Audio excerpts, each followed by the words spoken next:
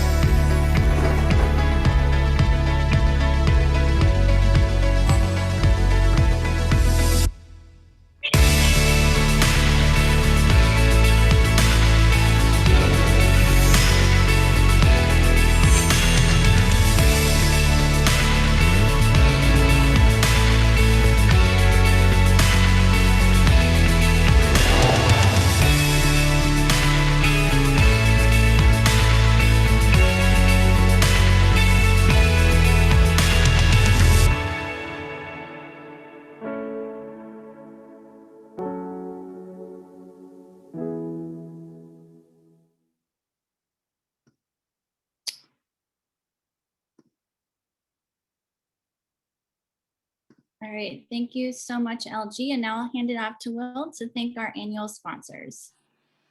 Yes, thank you so much for joining us this morning. And I wish everyone very safe and healthy days during this pandemic. It's really important that we have the support each year of our annual sponsors. That changes every year. And I put in the link here in the chat box, a link to find out more information.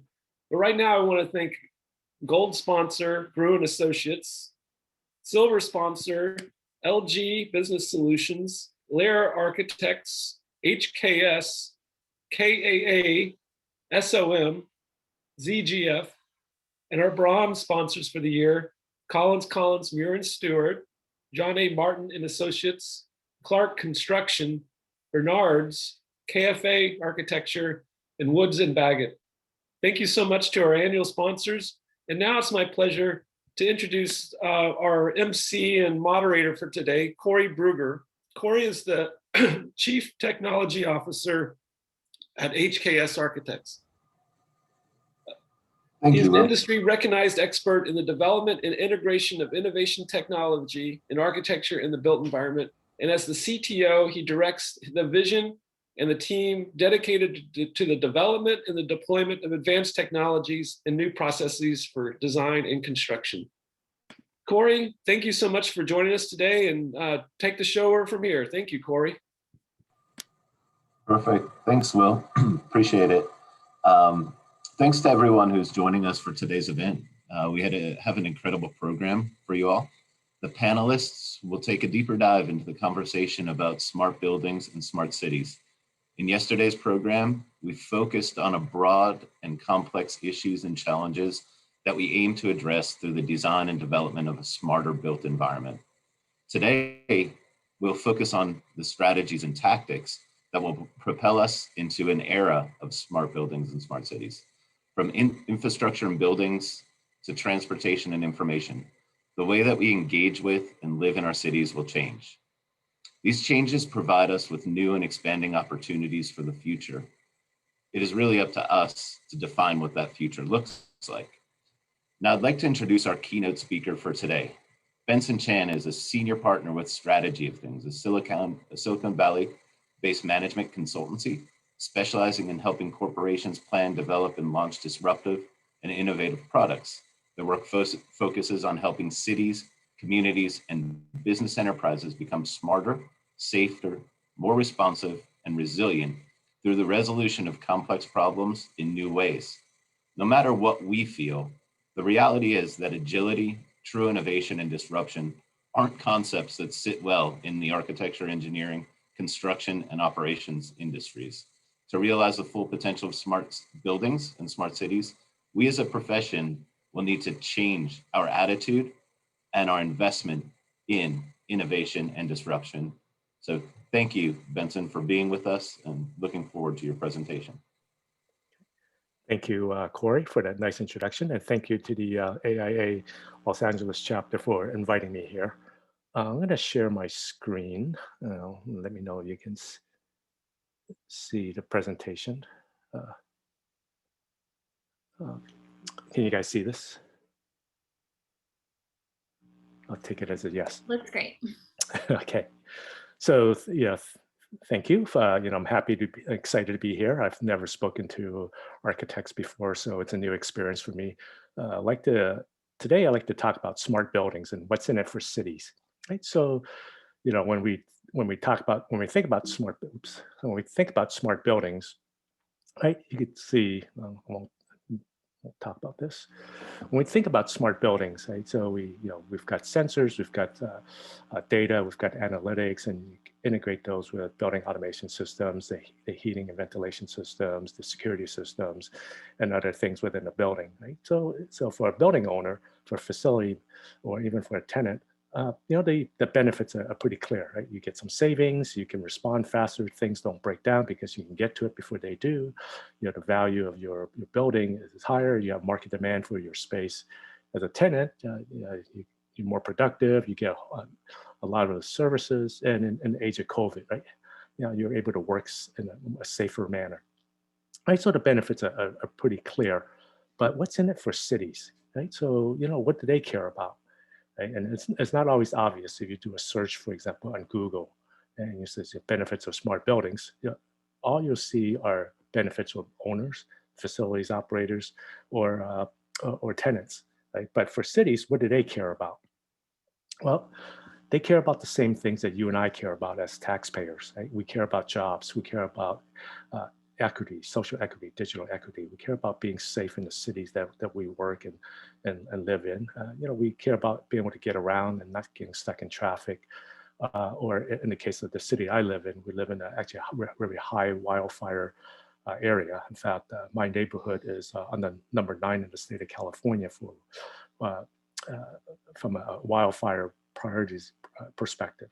Right. So those are the things that we as citizens, as taxpayers care about. And those are some of the things that cities care about as well, right? If you're a mayor, or you're a council person, you don't get reelected or you don't get elected if you don't create these outcomes or be responsive to these outcomes. So when we built cities, when we built services, as we built smart cities, these are things that people care about. So outcomes, and you look at these services that we provide, right? So, you can look at the outcomes at 3 levels, right? So you create an outcome, you create a service, and you get a benefit from that, right? So you get, you put in LED street lights, for example, or LED lights in a building, right? So the first thing you do is you do it because you save money on energy bills, right? As much as 40–50%, which is pretty significant, right? So those are very direct outcomes. So as you build a service in the building, as you create a smart building, you create these outcomes, direct benefits. Now, then you get a second order benefit, right? These are indirect, right? So these are things that, as you crack the service, it creates new jobs, right? In order to change out the light bulbs, in order to make a building smarter, it's a whole new set of skills that's required. So all of a sudden you create the second order effect or benefit. Now the interesting one is going to be what I call the innovation benefit. These are things that as you put in these services, these systems, these smart buildings, there are things that you hadn't anticipated that would come up. So in the case of, again, I'll go to street lights. So you put up street lights, you put LEDs, then you put in a controller so you can control this street light remotely. So all of a sudden the street light becomes a platform. Right? So you could put on this platform, you could put Wi-Fi, you could put cameras, you put other things, and it creates other benefits that you might not have foreseen when you make the decision to put on street lights. In the case of a building, let's just say you put in LED lights, for example. So you create a whole new set of jobs, switching out the lights, for example. Maybe you create whole new sets of businesses to service this smart building. Now, the innovation benefit would be, it just turns out when you put in LED lights, well, they don't require a lot of power, maybe about 10, 15 watts to power a light. Well, that power can be supplied not through electrical wiring, but through PoE, or power over Ethernet network, right? So you could put in a PoE switch, so you can control those lights remotely, but more importantly, you can reconfigure the idea of which light that you can control from a particular switch, and you can reconfigure it every day if you want to do, right? So all of a sudden it creates a whole new set of benefits that you might not have foreseen early on. Now, outcomes and benefits are only relevant if they're aligned to a city's priorities, right? So a city has multiple types of priorities. Like there are strategic priorities. So every city, every every county, every municipality has a vision, a long-term vision. Right? These visions could be 20, 25 years out, and every year they work on one or two of these initiatives, and they fund it through.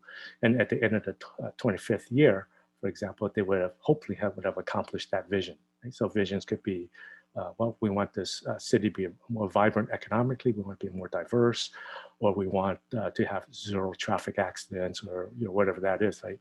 So there's some very strategic things that's incorporated in a plan, and various departments within the city collaborate together to achieve those over a period of time. Then there are operational priorities. So these are the day-to-day running of the city, right? And from a city budget's perspective, that's a bulk of the budget is towards the operational parts, right? So it's maintaining the streets, maintaining the street lights, and maintaining the infrastructure, the sewer systems, and things like that. So those are the operational priorities. Then there are the community priorities, right? So we as citizens, residents, businesses, we expect some kind of service from the cities. Like we expect to be heard, we expect to collaborate and participate with the city to deliver new services or new benefits to us, so we get our value for our tax dollar. Then there are political priorities, right? So every mayor, every council person gets elected based on a certain set of campaign promises. Sometimes those promises align with the strategic or the community goals, and sometimes they're I don't want to say out of the blue, but they're different, right? And they may accelerate a strategic priority, they may accelerate a community priority, or they may be different. And then finally, you've got an unplanned. Right? And like COVID is an example of unplanned. It happens, and all of a sudden the city scramble to respond to it. So in the county that we consult for, one of the biggest priorities was closing that digital divide, or making sure that the students across the 23 school districts in the county have access to the internet. Despite being in Silicon Valley, there is a digital divide there. Right? And so all of a sudden, a lot of projects got defunded, and they threw all their money along with the federal CARES stimulus to roll out a whole bunch of public Wi-Fi locations across the county, so that students can go there to continue their education, and so that parents and other people can get access to the internet to work. Right. So all of a sudden, that was a priority that wasn't foreseen. So as cities create these outcomes and the benefits, it's relevant only if it aligns to one of these priorities. And not every city has the same set of priorities, right? So depending on what it is, they'll emphasize certain things a little bit more, or certain things within each of these a little bit more. So so these are some of the things that cities care about. And when we think of smart buildings and think about benefits, this is a little bit of a background into that. Now, As I mentioned, cities care about outcomes, and we as residents do as well. But where do buildings fit into all this? When we started our business about 4 or 5 years ago, we created a framework for what a smart city should look like, right? An ecosystem. Right? It's a model, right? So cities are only one service provider, a creator within a smart city, a responsive city, I should say. Right? So you got utility companies, you've got corporations, you've got communities, and you've got citizens. Right? So utility companies like in Southern California, you have SoCal Edison, SoCal Gas. In Northern California, we have PG&E. Right? So in the case of PG&E, for example, they own, in the city of San Francisco, they own 40% of the streetlights. Right? This, SFPUC owns the other 60. They run a 3,000-mile fiber ring. Right? PG&E services 200 cities within a 75,000 square foot service coverage area. So they provide services. They're looking at providing smart services as well. Right? So now they're looking at putting up wildfire sensors, for example, right, across their service area. And they're providing a lot of other smart services, or they're thinking about it. Right? So this is utility companies are service providers, then there are corporations. So, all of us have at one point taken Uber or Lyft. You've seen the bike sharing through Line. So corporations are also service providers. Some of them use data, some of them consume data, right? So they're also part of the smart city ecosystem that creates these services and outcomes. And then you've got communities. So communities are you can think of that as a neighborhood, an airport, a downtown business district, housing community, right? And even even buildings. Right? So this is where we categorize smart buildings. So this is the intersection of buildings and cities. And then there are people like you and I who, through our Ring cameras, for example, right, we record things and we can make that available to public safety if we wanted to share it. Right? In order to enable the city to be smart, you need to have some kind of innovation capability. Right? So you hear talk about innovation labs, innovation districts. Right? So in a lot of city areas, you'll see a lot of that. Right? The innovation really is just a way to provide a continuous ability for the service creators, the cities, the utilities, and so forth, to continually create these services that create the outcomes for us as residents or as businesses or visitors. Right? On this layer model, you've got community engagement, which is really a way for the cities and other entities to communicate with the public as well with each other. This is something that I would say that cities have not done a good job in doing. Right? So this is just a capability layer. In order to provide this, do it consistently, then you need to have the governance, the programs, the partnerships, so you can do this. And this is also a capability. And then finally, you get to the smart, the technology part of the responsive or smart city. And so really this is just a stack of how we look at it. Right, so this is a way that cities and buildings can collaborate to create these outcomes. So what are some of these outcomes? Let's just start with looking at what a building does. Right, so a smart building, a building in general, right, with as you and I as tenants, we go to the office, we do what we do, right? In my case, we do some consulting, we do some innovation work, right? And so those are the things that we do in a building. A smart building allows us to do those better and more productively, or do it so that we're much more comfortable, or we get access to a new set of services that we didn't have before.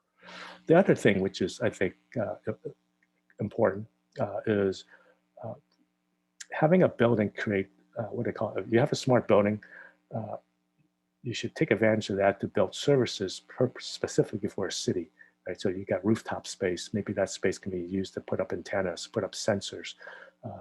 The building can be a platform. You put enough infrastructure in so that something happens, the building can be a place that the public or someone can go to in an emergency. Right? So those are what they call the value that a smart building can provide. In order to support that, those operations, whether from a tenant's perspective or a building's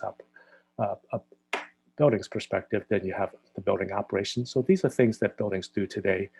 Then you've got the third-party commercial services. These are people, businesses surround the building that provide these services to service the tenants or service the building. The digital services are something that's new, right? Newer.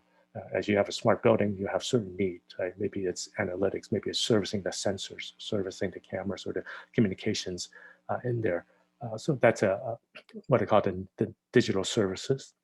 And then you got service provided by the city, the AT&Ts of the world, as well as the utility companies. Right? So those are some of the things that go on in a smart building, right? And those are some of the supporting functions as well.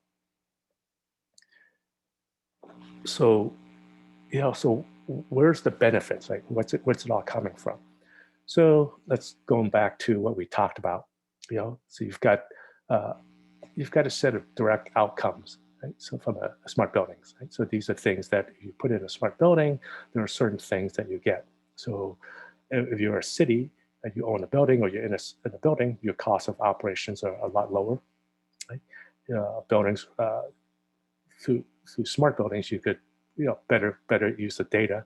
You can reduce your energy usage as well as reduce greenhouse gas emissions, as an example. Smart buildings, you could attract premium businesses, premium tenants. You attract businesses that service these buildings, that services these tenants. And also there's increased tax revenue from having these businesses there. You could bring in a whole new set of businesses that maybe didn't exist before in an area, right? Or you could even maximize in-person work, right? So this is something that's very relevant during COVID. Right? I read somewhere, was it yesterday, they mentioned that Salesforce, which is its headquarters in San Francisco, were to look into allow people to work remotely, right? Maybe 1 or 2 days a week remotely, and then so they're not spending every day in the office. From an economic development perspective, that's terrible for some of the businesses, right? So they may want to, if you have a restaurant, for example, you're counting on a certain volume of business. Well, if not everyone's coming into the office, well, that's not great, right? And so this is even post-COVID, right? So those are some of the direct benefits of having a smart building, and there are more. These are just some examples that I listed out. So what are the indirect benefits, right? So you create jobs, new types of jobs, right? So I was likened back to a smart home. If you have a plumbing issue, right? Leaky faucet, who do you call? You call a plumber. You have something, your lights don't work, or you're short in your electricity, what do you do? Who do you call? You call the electrician, right?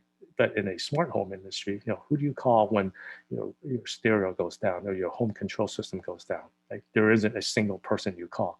And very similar in a smart building, who do you call? Is it the building facilities guy? Well, they may not necessarily be the right people. Is it the electricians? Well, they're not necessarily the right people as well, right? So it creates a whole new set of jobs and services to service these, right? It's beyond the job of the systems integrator. There's a lot more, right? There's someone that looks at the data and things like that. It creates a whole new set of services, so it's great from a inclusion perspective, right? So now these opportunities, citizens can participate in it, right? So whereas before they didn't really have the opportunity, so now they can, I created new jobs for my residents, for my citizens. So that's a great thing, right? It could be safer during incidents, right? So you know exactly where people are, for example, during a fire in a building, right? So one of the key things is in an emergency situation, the first 5 to 10 minutes are the most critical, right? And if you know where people are, you could then send your rescue crew to those locations specifically to look for them. And so that's an example of improved safety, right? Every minute counts in a situation like that. So buildings have a lot of, the smarter buildings are a lot of ways to get the message across, whether it's digital signage or whether it's through sending messages to your smartphone within the building, right? So that's a way to engage the community, engage the residents. It creates vibrancy in the surrounding area.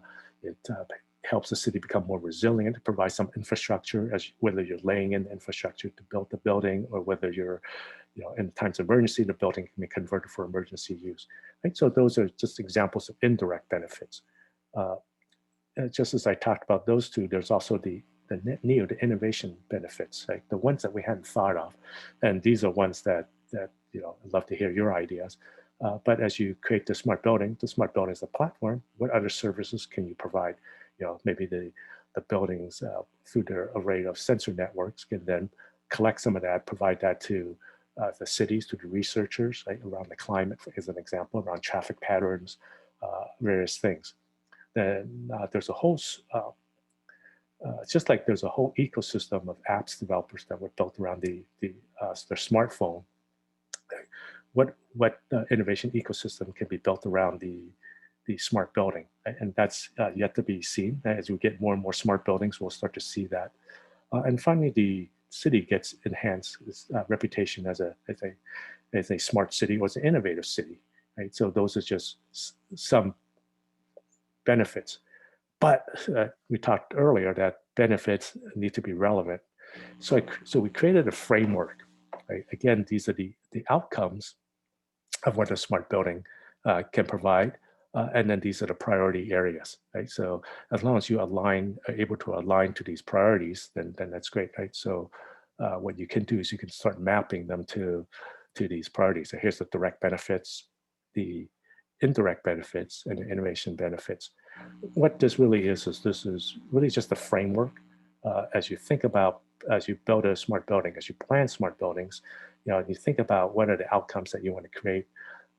What you want to do is align the outcomes that cities care about, and everyone has a different set of outcomes that they care about, with some of the priorities specific to that city and where they map up. And the idea is to think about the benefits, think about the outcomes, and map it into those to make it relevant to these cities themselves. So that's a very high level view of creating these, identifying the outcomes and mapping it into something that's of relevance to a city. From a challenges perspective, and I won't talk through every single one of these, I think the ones that cities really care about and you hear a lot about are data, right? Especially if you've got sensors, you got cameras inside a building, that cities are still very sensitive to that. And so what are the data that's being collected? If you're, for example, if it's a city-owned building or city has offices in that building and you're collecting that data, some of that data may be open data, right? So that's one consideration, but cities are in general sensitive to it. Other areas that are very sensitive to are the opportunities that are created. Right? Are these opportunities available to its residents? Are they available to underrepresented groups within the city? Are we creating those things? In the city of San Francisco, for example, there are a lot of opportunities, but there's been a gap, a little bit of a divide between the haves and have-nots. They felt like the city has gotten too techy, that there were no jobs for underrepresented groups within the city. They were shut out. Right? So as a smart building creates these new services and opportunities and businesses, they want everyone to participate in that. Within a smart building, the other thing is the equity and accessibility of services, right? So cities care about making sure that everyone has access to the types of services, right? So you put all the services on a smartphone. Oh, that's great, but not everyone has a smartphone, right? Not everyone speaks English. Not everyone, some people may be, visually impaired, right? So they can't see that, they can't read that. So accessibility of services and equity of services are very important. The other thing I think cities struggle with as we get more and more smart buildings, it's going to be the technology. It's ahead of all the policies and regulations. So we're really far ahead of that from a technology perspective. And I think cities struggle with transformation to support innovation. Right? I'll give the example of a street light. We've seen this with PG&E. They're putting up connected street lights. So in the past, you could say, oh, a street light's broken. It may take me 3 to 6 months before I can repair it. Right? But with connected streetlights, within a day that the streetlight is out. Then you have to transform your processes to support that. Whereas in the past, you could say, I didn't know. You have no excuse now, right? You do know, right? So cities struggle with this transformation as it is already. And so this is just another area that they have to figure out what to do and how to do it. I wanted to kind of change gears a little bit, and we talked about these smart buildings and how it's relevant to cities. So I wanted to just finish off with these a couple of slides here. Right? How how can we leverage the technologies in smart buildings to create safe buildings, right? Safe spaces, right? And so right now, there aren't a lot of people coming back to work in the office. The commercial real estate industry in San Francisco has been devastated, completely devastated, right? There's a lot of open space out there, and they're trying to get people to come back to work in a way, right? So we along with, I think that we've got another speaker on the panel, Manfred Zapka, and a few other people got together to collaborate to create this concept over the last 6-7 months, the concept of a safe space. So a safe space is really a place where people can come back together to work, right? To collaborate, to learn, right? In a way that minimizes their health risk, and it gives them peace of mind to do that. Right? If people don't feel safe in a space, they're not going to come back despite what you do, right? So a safe space, using the technologies, using the innovations, the data, policies and practices, you can go and prevent people that are infected from coming into the workspace. For those that are in there, to protect and mitigate any effects of any potential exposures. And inevitably something will happen, right? So you have to respond and recover that space. So a safe space is really, like I mentioned earlier, it's really a combination, and this is a framework that we've developed. It's a combination of the space itself, like the characteristics of that space, and how it's used, who's in it, the air quality and the ventilation, the codes, right? And then there's the protect and respond, right? And this is where some of the technology comes in, some of the elements, the resources, the policies integrate together with the space itself, as well as with the people side of it, the trust element, right? The transparency, the building trust, the reporting, the understanding, the engagement. So these are the things that in a smart building and a safe building that you need in order to create that environment. And so what does a safe space look like? This is just an example, right? There are a lot of other things that you can do there. It's a little bit of an eye chart, but I just want to call out that you integrate technology, you integrate with policies and practices, right, together with say some building science, and you create this safer space. And it's not any one set of technologies or policies or practices. It's a whole slew of things working together to create this space, this safe space. So with that, I'm going to wrap up. To summarize, we talked about what a smart building is, well, where a smart building fits into a smart and responsive city, what cities care about, some of the benefits from that, and how it's aligned to some of the, what I call the civic civic priorities, right? Such as political, strategic, operational, right? And that each city will have a different value of smart buildings, right? And as long as it's aligned to some of the priorities, it has value. And as we get more and more smart buildings, there's a lot more things to be discovered what that value is, right? So those are the innovation benefits to be discovered. With that, this is just a little bit of the value that of smart buildings for cities. So I'd love to continue the discussion, and please connect with me a lot of different ways. So with that, I'll stop. I'll hand it back over to Corey or Will. Perfect. Thank you, Benson. That's yeah. This conversation is incredible for setting the stage around a conversation of the future, right? Because I think in our profession, we tend to live in kind of the linear progress, and the reality is that the network benefit of the evolution, right, of practice, of business, of the infrastructure we have in place is really what we're looking at, or what we're migrating to. And so the one thing that I really honed in on was the 3 levels of benefit, the direct first order, which is kind of where everybody lives. That's the immediate, that's what everybody knows and everybody's comfortable with. When you get to indirect second order, I think this, well, and then even getting to net new innovation, right? Direct first order is so core to how businesses, how government, how individuals think. Even with adoption in our industry, indirect second order, adoption of new technology, upskilling, the ability to become more efficient or effective or produce better or different benefits is kind of lost on that investment. And we find difficulty even getting to the indirect second order versus net new. So I would assume it's probably similar in government, the adoption of something or seeing past just what is known and speculating or setting up the network for the second order benefits and the potential for net new. I think I'd love to hear your take on that, because it definitely influences us in terms of how we talk to clients. How do we get beyond just initial investment and immediate ROI and projections of what could be?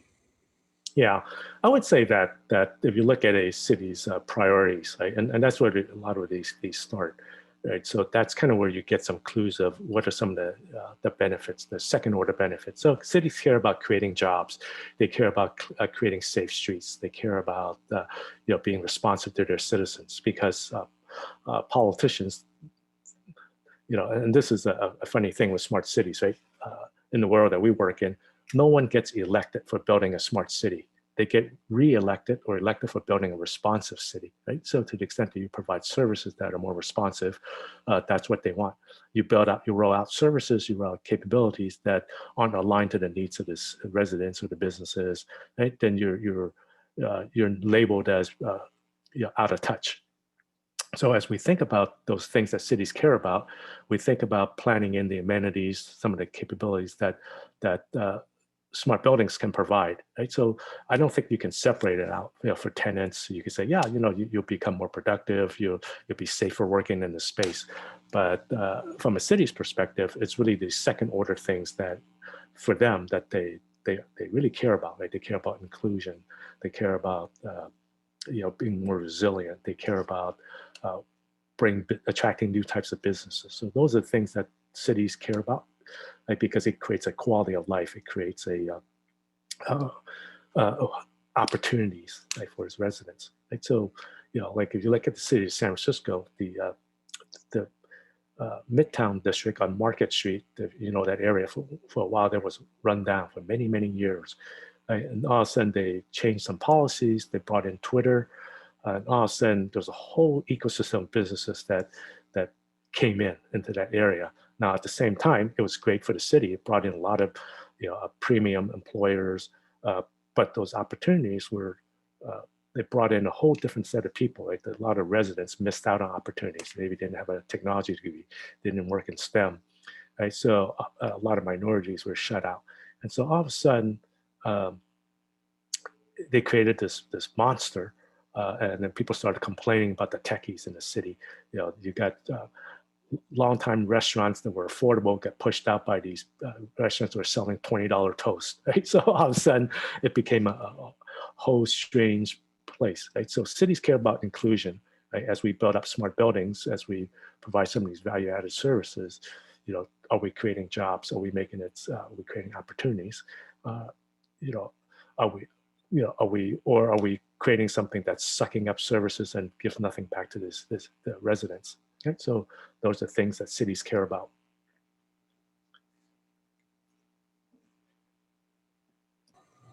Perfect. No, I appreciate that, because I do think there's it's the what would be the unintended consequences or the kind of subsequent consequences of decisions that start to imply the success or start to influence the success of decisions. I'm curious, when you talk through a little bit of ownership, public-private ownership in terms of any element within a smart city, the idea that the technologies, the back end, a lot of the kind of connected systems that are driving smart cities evolve at a much faster pace than the investment in the infrastructure, right? In the actual hard capital costs or the hardware, let's say.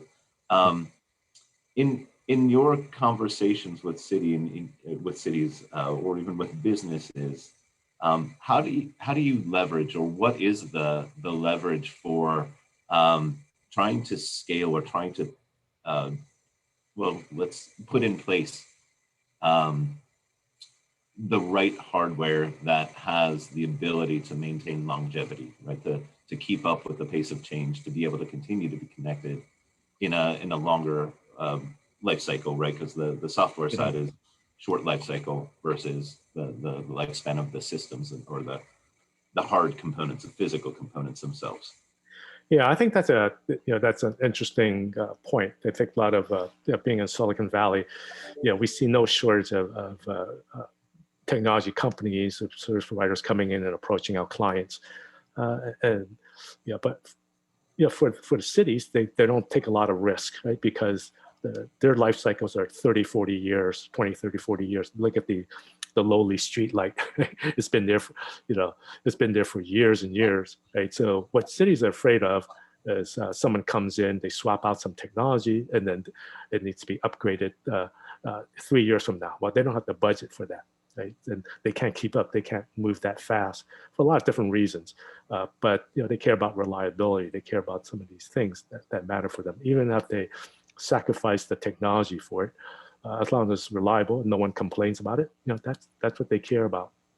Right? And so, as companies come in, they want to do innovative things for cities. You have to understand that cities, they're looking at the concept of future proofing.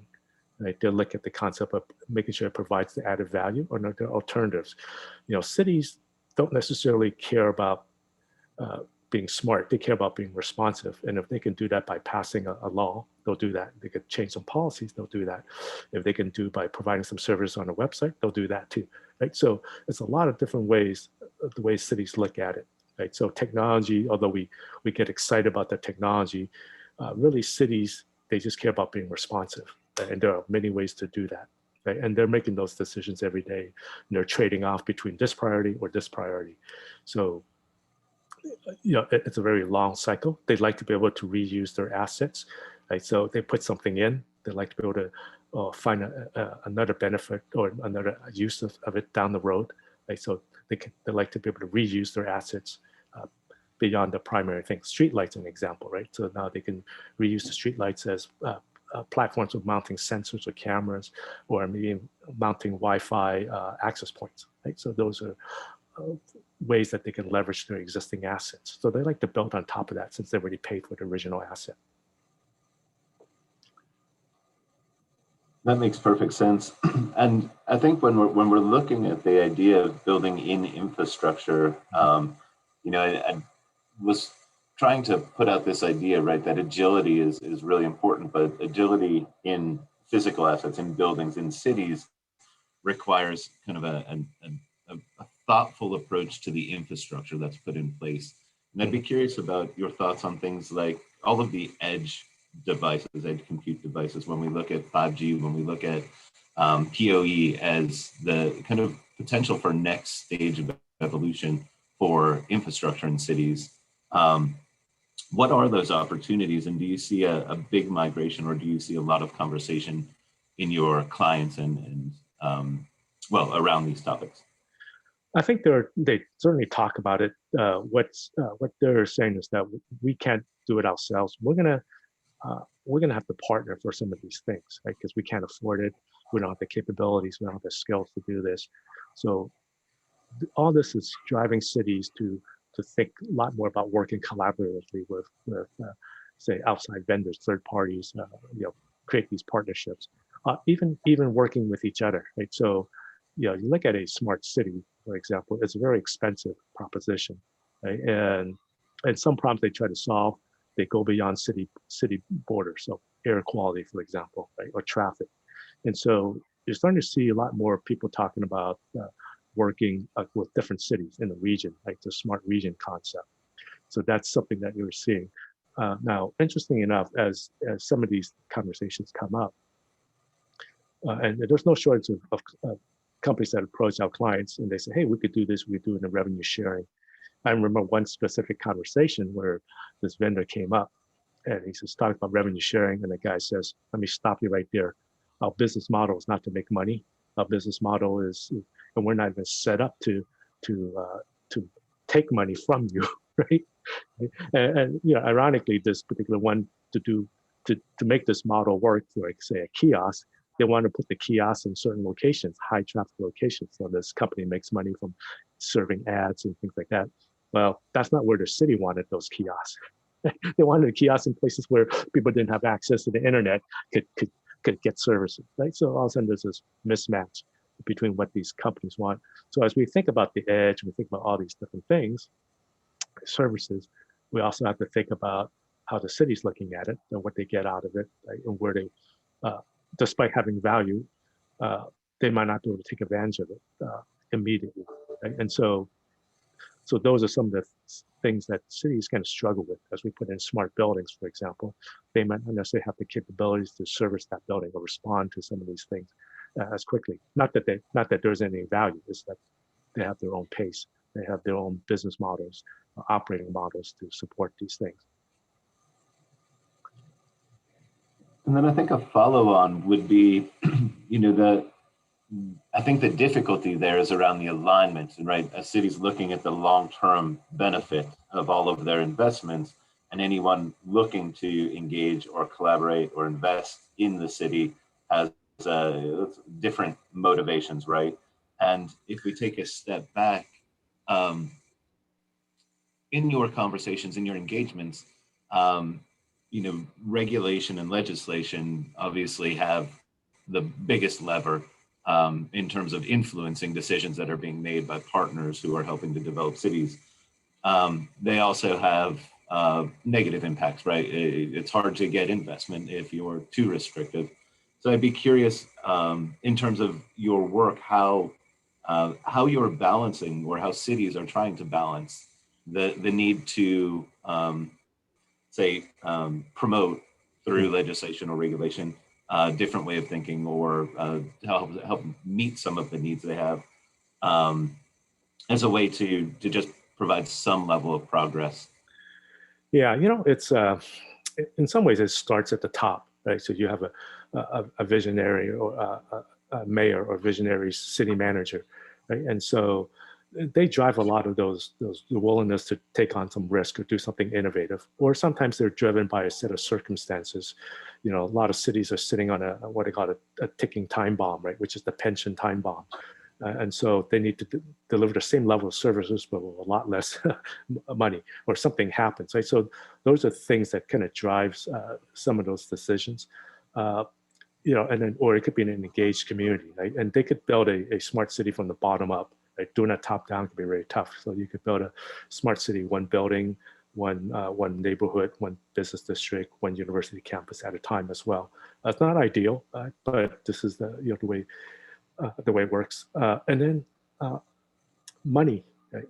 Money always helps, right? So funding from state, regional, or federal, right? So they drive a lot of projects, right? So they're willing to take on a lot of stuff. So developing of grants makes a big difference as well. Now, legislation, it drives a lot of things as well, right? So, for example, privacy policies, right? That, like in California, we've got the CCPA, and all of a sudden, it forces people to look at things a little differently. So those are the things that can drive development or advancement of some of these innovations within cities. So not any one factor. Legislation helps. Funding certainly definitely helps. But part of the most important thing is having that visionary leader at the top to drive change. Change is hard. Very hard. Perfect. I really appreciate your insights, and we do have to move on to the next panel. But thank you so much. I think it's always really important for us to get a perspective from an adjacent, I would say adjacent, but it's not that adjacent to anything that we do. I think it's much more about getting a comprehensive view of what our decisions mean for the long-term future and health of our cities. And it was just wonderful to have you here to help us set up that view and kind of open your eyes a bit. Yeah, and I'll close with I think that that in a smart city, there's a lot of different players, right? It's not just the city, right? You can't leave it to the city to become a smart city. It's all of us, whether it's as residents or as building owners or building tenants, right? To create those buildings, or the companies that we work for, right? We're all smart city services providers, right? So we all have a stake in building the smart city and not just leave it to the city itself. Great.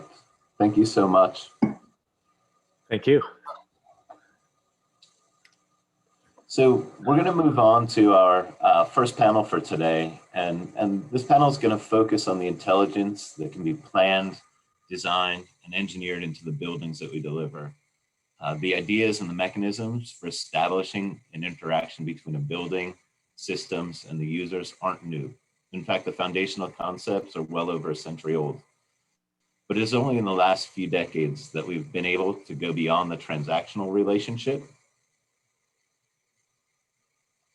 The evolution of technology is foundational to this progress. The increased speed of innovation in adjacent industries and the continuous development of new hardware, new software will impact the pace at which we have to assess, adopt, and implement these technologies into our buildings. It's clear that our profession will need to be a proactive contributor to or leader in the adoption of smart buildings. If not, someone else will certainly do it. So with that, I'd like to turn over the stage to our panelists for a quick introduction. We can just run through in the order. So Scott, we'll start with you. Hello, my name is Scott Turnbull. I'm the Director of Technology for US Ignite. We're a national nonprofit that helps accelerate the smart city movement. We were founded with a grant from the National Science Foundation, but we've expanded that to true P3 partnerships to help cities plan and position themselves for the deployment of smart city technologies and engagement with professionals such as yourself to help them understand the implications of smart technologies and how to grow that naturally and to provide high impact for the people living in those communities.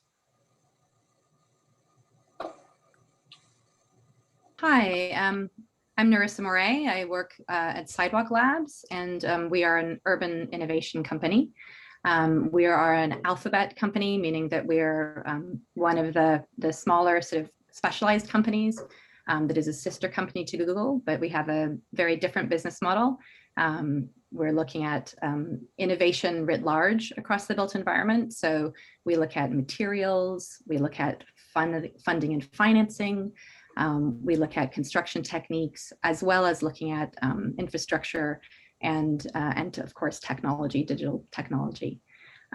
We are a kind of unusual company because we combine real estate development also with technical product development as well. We have people in the company who've had many years of public service working for government, as well as coming from the planning and architecture fields, coming from tech, digital tech and engineering backgrounds, and also real estate development and investing. So at the moment, we both deal with actually looking and developing real estate, but also, as I said, developing products. And we do that primarily at the moment with a focus on sustainability and affordability and those outcomes through developing these technologies or services. So we look at that in buildings, in mobility, in sustainable infrastructure, and in digital infrastructure as well. And I'm a director of planning and design. I work on some of our real estate projects with actually all of our specialists in the areas I was mentioning. So bringing together some of our solutions for buildings, for infrastructure, for mobility into a site plan. Yeah, so excited to be here.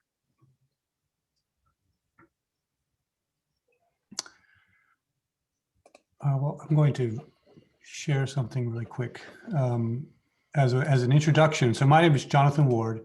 I'm the design partner at MBBJ, based here in Los Angeles and in the world at the same time. Although in the world has shrunk to the video screen these days, as we all know, but that's the way it goes. I did want to share this briefly, not to make a long presentation, but rather than talking about myself so much, I just want to put some pictures in people's minds as we talk about the smart city. And this is a ongoing 10-year project. We've been working with Tencent in China. This is their headquarters we built. This is a built image of a new connected headquarters. We started thinking about a city in terms of an organism. We started thinking about it as a way to move the car out of the driver's seat and put the person into the city, driving the development of the cities. We think that's actually a direction of smart cities.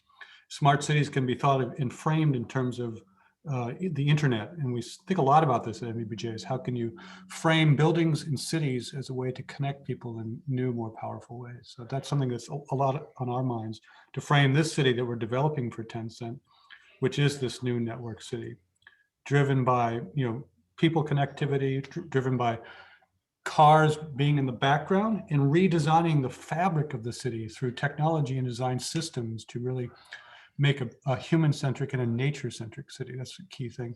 And we start thinking about the experience first. And the experience, how can technology drive a more powerful experience? How can nature drive a more powerful experience? And how can connectivity of people through that method? And this is just, again, getting the appetite whetted here for our conversation in terms of what does that new city look like, and how does it form, how does it shape through technology, whatnot. So I'll leave it with that and move on. Hi, everyone. I think I'm next. My name is Casey Mann. I am the Regional Director for Project Delivery at Willow. Willow is a digital twin software solution builder. We are the digital twin for the built world. We provide digital twin software platforms and implementation services for some of the world's largest companies, both domestically in North America, as well as across Europe and the APAC region.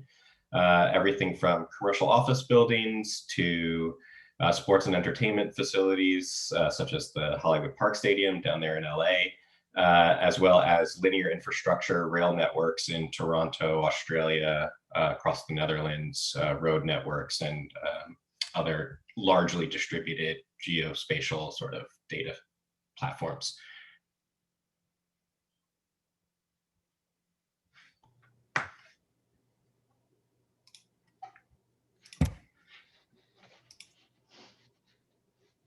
You're up, Manfred. Yeah, thank you so much. Actually, I'm not an architect, I'm an engineer. I've been working with architects for a long time, trying to teach them, engineering. It's kind of nice. I'm really, as an engineer, building systems, guy, I'm always amazed, like how, how you guys, the architects come up with such beautiful buildings.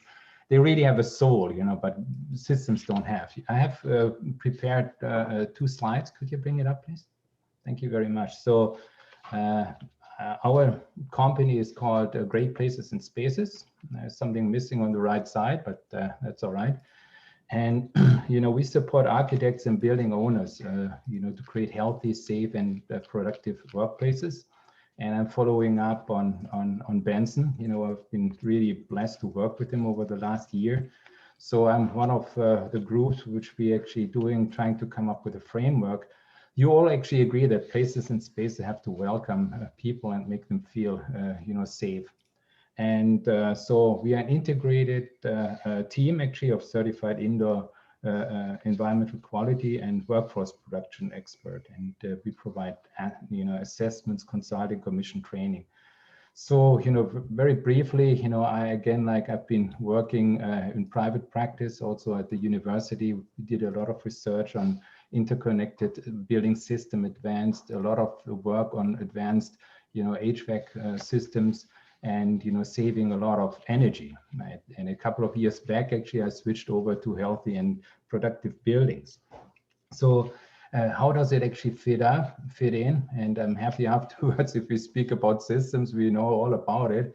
There's some pressing issues, and I think it really follows nicely, what Benson also provided. That means actually, what does it take for us to make healthy, safe, and productive workplaces, especially in the post-COVID? There was a trend already for the last couple of years, more came up, but I think that post-COVID actually really accelerated it. And, there will be a lot of work, for architects also, as you know, everybody tries to go back to the office, we'll be retrofitting and upgrading, not so much new buildings. I'm afraid, because we have such a surplus. So actually, I'm working more on the indoor environmental quality, especially air quality. So all kinds of standards and technologies are actually available, but none actually has the silver bullet. You have to put things together in order that everything works. Probably you all know. And the second one, actually, you know, this is really up to my heart, is like, what is the value proposition of healthy, safe, productive? And we can also, you know, say then the smart building. And I think we have to do that within the framework of a radically changed commercial real estate market needs. You know, and right now, what does it mean? You know, like Benson was pointing out, a lot of buildings are standing empty. And, you know, are the people coming back from working remote? We don't know. So what actually will it be in the future? You probably all know, we've heard about that, you know, when we have divergent incentives between the building owner operator and actually the occupants. And, you know, for instance, the building owner is mostly concerned about first cost, and the occupants actually have to endure. So what is inside? And it is mostly come through like when we speak about right now the value in the future, that it will shift to the occupant experience. And after a couple of years back, after actually we tried all kinds of stuff, interconnecting and interface, internet-based technology, how to reduce energy. Then it comes up to the realization that, you know, when you look at the tenants, the buildings actually who are in the offices, and that 90% is payroll, and 9% is maybe lease and technology, and 1% is energy. So if you approach like people say, hey, I can take with a substantial investment, I can drive down 30%, and then, or rather have like, if you have a healthy and productive workplace, you can increase productivity by 10%. You make the math, and it really comes out that actually, you know, in developing that experience of healthy, safe, and productive really is the thing. So we think actually the competitive advantage in future is like green plus. It's fostering the environment. Absolutely, I'm an environmentalist. We have to drive down energy, but we also have to think about the tenants, because sometimes to create healthy buildings actually uses more energy than not doing so. But I think right now with the technology we have at hand, which we'll be discussing today, we can achieve both. So thank you so much for giving me time for 2 slides, Corey. Perfect. So I wanted to start the whole group off with a kind of quick question, and then we'll kind of roll on from there. The success of smart cities will in large part depend on the accessibility of infrastructure, resources, and systems to the population at large, as well as the connectivity and aggregation of those systems to support the goals of the community.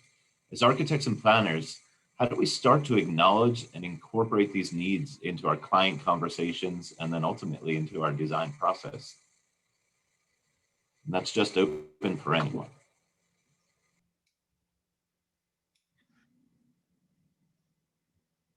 I can start, Corey. I want to just come back actually again, like I've been working in technology more on the building, but also at the infrastructure. I think it always comes down to what kind of value do these systems have for the people right now, actually, and what value does have smart technology? And it has to be somehow measured, you know, and for instance, you know, when we invest, do we make, you know, the wellness and also the psychological experience better, or we do not do that? And so, and it will probably come down again, like when Benson also pointed out, you know, who actually has the money.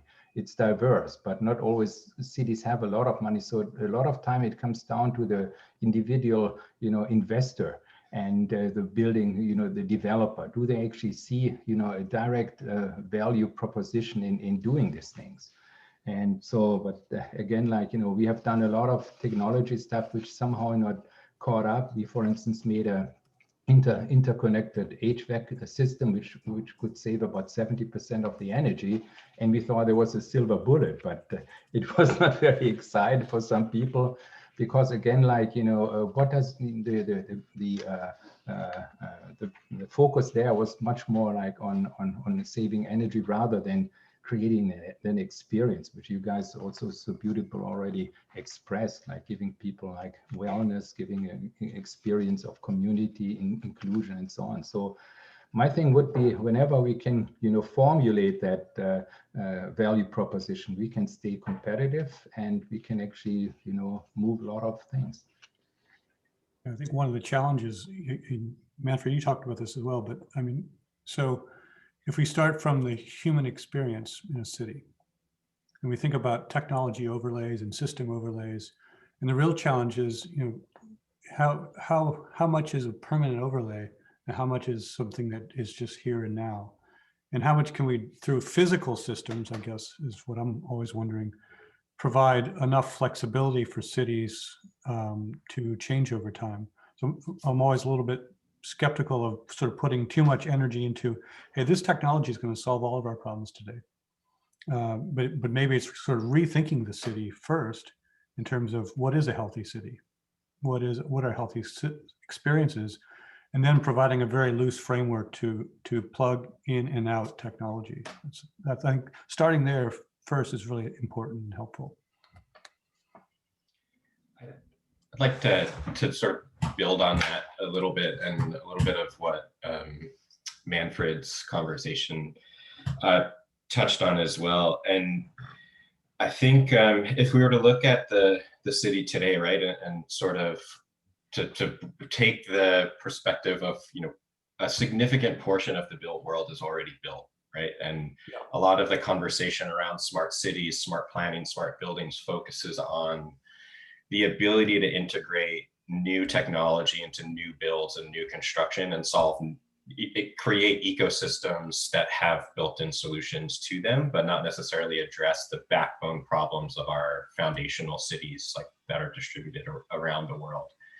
And if we really get at some of the infrastructure and ecosystems that exist in those cities today, if you just look at like a city's electrical grid, why you as an owner, if you're a homeowner, you don't have access to your metering data, right? And like why that is, and that's just expanded on a commercial building scale. So, you have to overlay power monitoring systems and energy monitoring ecosystems and BAS systems into your building to get access to that information. But this is all, the openness of data, who's storing that data, how it's stored, shared, distributed, right? Like is a foundational problem, I think, that needs to be solved for how we do that on existing infrastructure, because someone's capturing information on it already. It's just not exposed, right? And we just don't know what to do with it yet. So I think that's a big challenge that I see in the sort of smart city space. And then at the smart building space, buildings get built by people that want something out of them. And I think, my training as an architect, and I think all of our training as an architect, is driven to understanding the problems, needs, wants of the client as a client, and being responsive to and responding to that. But that runs counter to the way that technology is actually built and developed, right? Like as Manfred would say, technology is built with a problem in mind and a problem to be solved.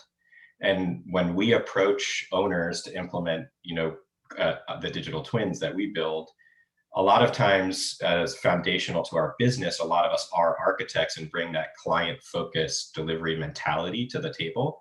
But the owners of buildings don't know what they want out of their smart building, right? Like, yes, they want all these things, individual point solutions to be connected, but then the higher level value proposition still remains a question to them, right? And they want us to come to the table with answers for what those higher value propositions are. So I think it's indicative both of us to listen, but also for us to have answers ready to bring to the table, to be vetted and tested and stress tested and then reevaluated and iterated on. I think just to build on those ideas as well, I do think that point about the value proposition is so fundamental. And I think it gets to, what are the value propositions for different groups, right? So what's the value proposition for the community, for a tenant, for a resident versus an owner, of real estate versus the city. And that's what I think is so interesting about these sets of questions, is they're very complicated and the value proposition may be different for different people for different reasons.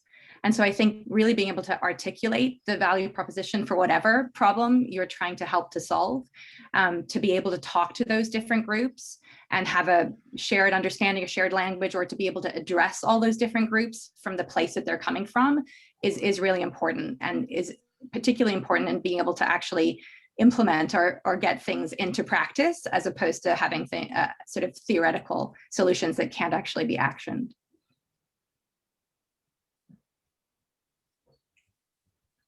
And I'll build on that a little bit more as well. I think inherent in an implication inherent in all of these is that there's a role to build trust in these technologies that are being brought out through the smart buildings, whether that be a trust in how data is used or how decisions are being made. We traditionally think of spaces as in that trust of engineering or trust of integrity of the structure, but now we have to get to trust of integrity of intention for use when it comes to data collection, or trust that I can tell what is happening or what decisions are being made about me within this environment, all while balancing against the need for technology itself to fade into the background, but for the value prospect to be present in the foreground. I think this is the most challenging time I can think of to plan through public spaces, because it has an implication about a narrative being told by the people engaging with them. So that privacy element, I think, is highly important, and building trust through it. Absolutely. Can I just share an anecdote, Corey? And that actually is just to build up on Scott and, the trust factor. And, on the other side, what can you actually do with technology? So our working group here, actually, we're putting a big grant together, and we wanted to make an innovative occupant sensor. And the occupant sensor, apparently some guy, a medical guy was on our team, said, well, we can actually detect the heartbeat of somebody.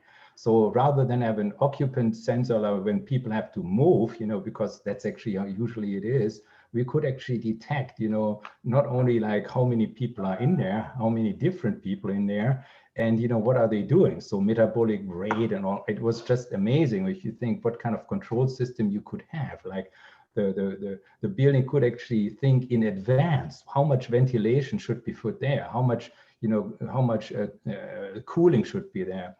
And then actually we wanted to pitch it, and then I think somebody made actually a mistake, said, well, our system is so good, we can actually, detect whether or not somebody has a heart failure. And then actually then people said, what? You can actually, you can detect whatever is within, and that actually was not so good. But it was some kind of a point, how do we trust the information which actually is gathered in order to make systems more efficient? How do we use that actually? And I think it's a very complicated, because it is really our human need in order to feel cared of, not to be taken advantage, and trust. So I fully agree with Scott. Perfect. I want to kind of take a couple of things I've heard over the past couple of days. One, Manfred, you brought up a really kind of fundamental conversation that I think the industry will be having over the next couple of years, right? The idea that there's going to be a radical change in the real estate market. And I don't think that's just commercial, that's across the board. The idea that there are diverging incentives moving from building owner to occupant to user. Yesterday, there was a conversation about the role of an architect versus the responsibilities of an architect. And I think when we move to the idea of smart buildings, of smart cities, transparency becomes a key component to the success of the systems we put in place. And as architects, we tend to look at our role as the intent of the system, the intent of the project, versus being responsible for the outcomes of the project.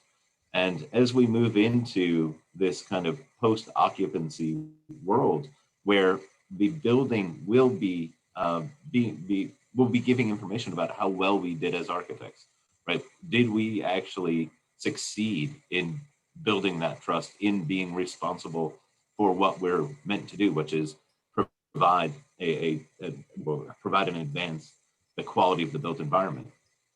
Where do you see the influence, or do you see this drastically changing the role of the architect and the responsibilities of the architect as it pertains to what we deliver, whether it be work product or contract or really the evolution of practice? I could jump on that as a starting point. I think that the interesting thing about so technology and the design process, which leads to the technology and the sort of the city and the buildings, is rapidly evolving in that we have the ability now to test any aspect of the outcome, right? Whether it's is what's the carbon outlay, what's the operational issues, what's the daylight, what's human comfort, how healthy, how anything you can think about, we can test it beforehand. All the things Benson talked about can be pre-tested. And I think that's really interesting, because if we can pre-test it, and then of course you can go back in the post-occupancy world, as you said, and you can say, hey, wait, did these guys actually match it up and did it work? And that puts us in a really interesting position suddenly, because now I think you have more, currently and previously, the architects, as you say, the role sort of stops when the concrete's poured. But now we're in the conversation about the future of the building and the city, I think in a really unique way. It could be risky for the architect, but it also becomes a bigger, more responsible role. I think it's really, really exciting, but it requires us to invest during the design process heavily in our own technologies to test and monitor and then build into the future. I think it's a really exciting time actually for that. Yeah, just follow up, Jonathan, actually, and that's a very good point. We've been working with architects also here, and what is actually, how can you, everybody wants to be more competitive, right? And so we started a couple of years back, and the co-founder of Great Business and Spaces, she's a workplace productivity expert, right? So you speak all about engagement, how you retain talent and so on. And then we came together and said, the best is like, productivity is influenced by the physical, but productivity is very heavily influenced by the culture. So why don't we bring these things together? And if you, for instance, argue, Jonathan, not argue, you guys probably are all great architects that you can deliver amazing things. But then actually when you can make a case, and we actually have done, research a couple of years, right now you can map, what, for instance, like clean air is actually doing for your productivity, retention of talent is the biggest thing. So if you can make the math, the numbers are just astounding. So can you, for instance, say, hey, if we do certain things, the building owner might actually have to spend some more time. But on the other side, especially right now with so much demand, you can actually make also roll some of the cost over to the tenants, because they will be able actually to retain talent, to attract, to lower absentees, to increase productivity, both through the physical, but also through the cultural involvement. And we know right now so that's a very exciting thing. And again, Jonathan, hopefully everybody can take advantage of that. So if you, for instance, can really show like an ROI based on research, based on hard data, this will be really exciting. And it goes past the first, when you want to do good, but then the building owner says, well, it's too expensive.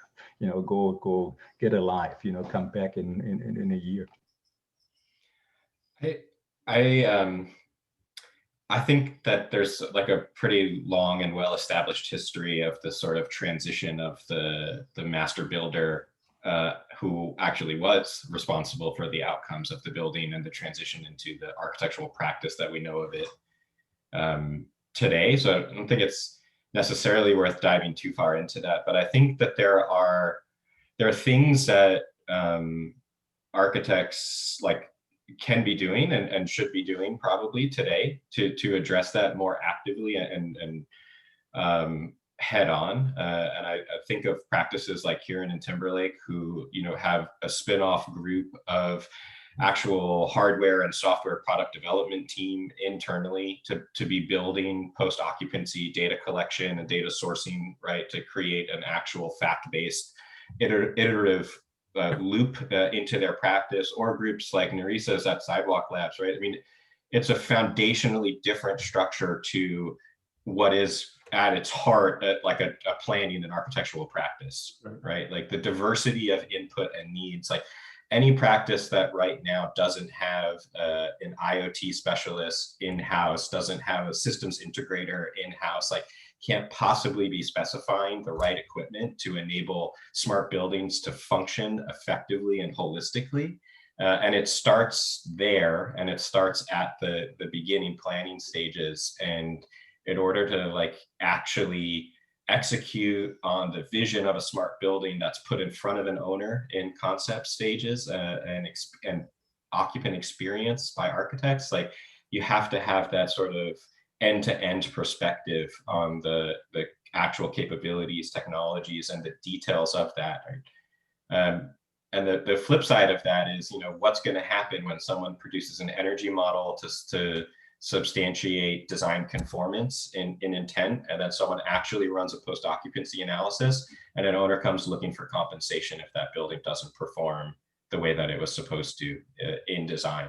And my opinion would be to get in front of that conversation rather than be reactive to it, you know, within an architectural practice. Yeah, I think that's exactly right, Casey.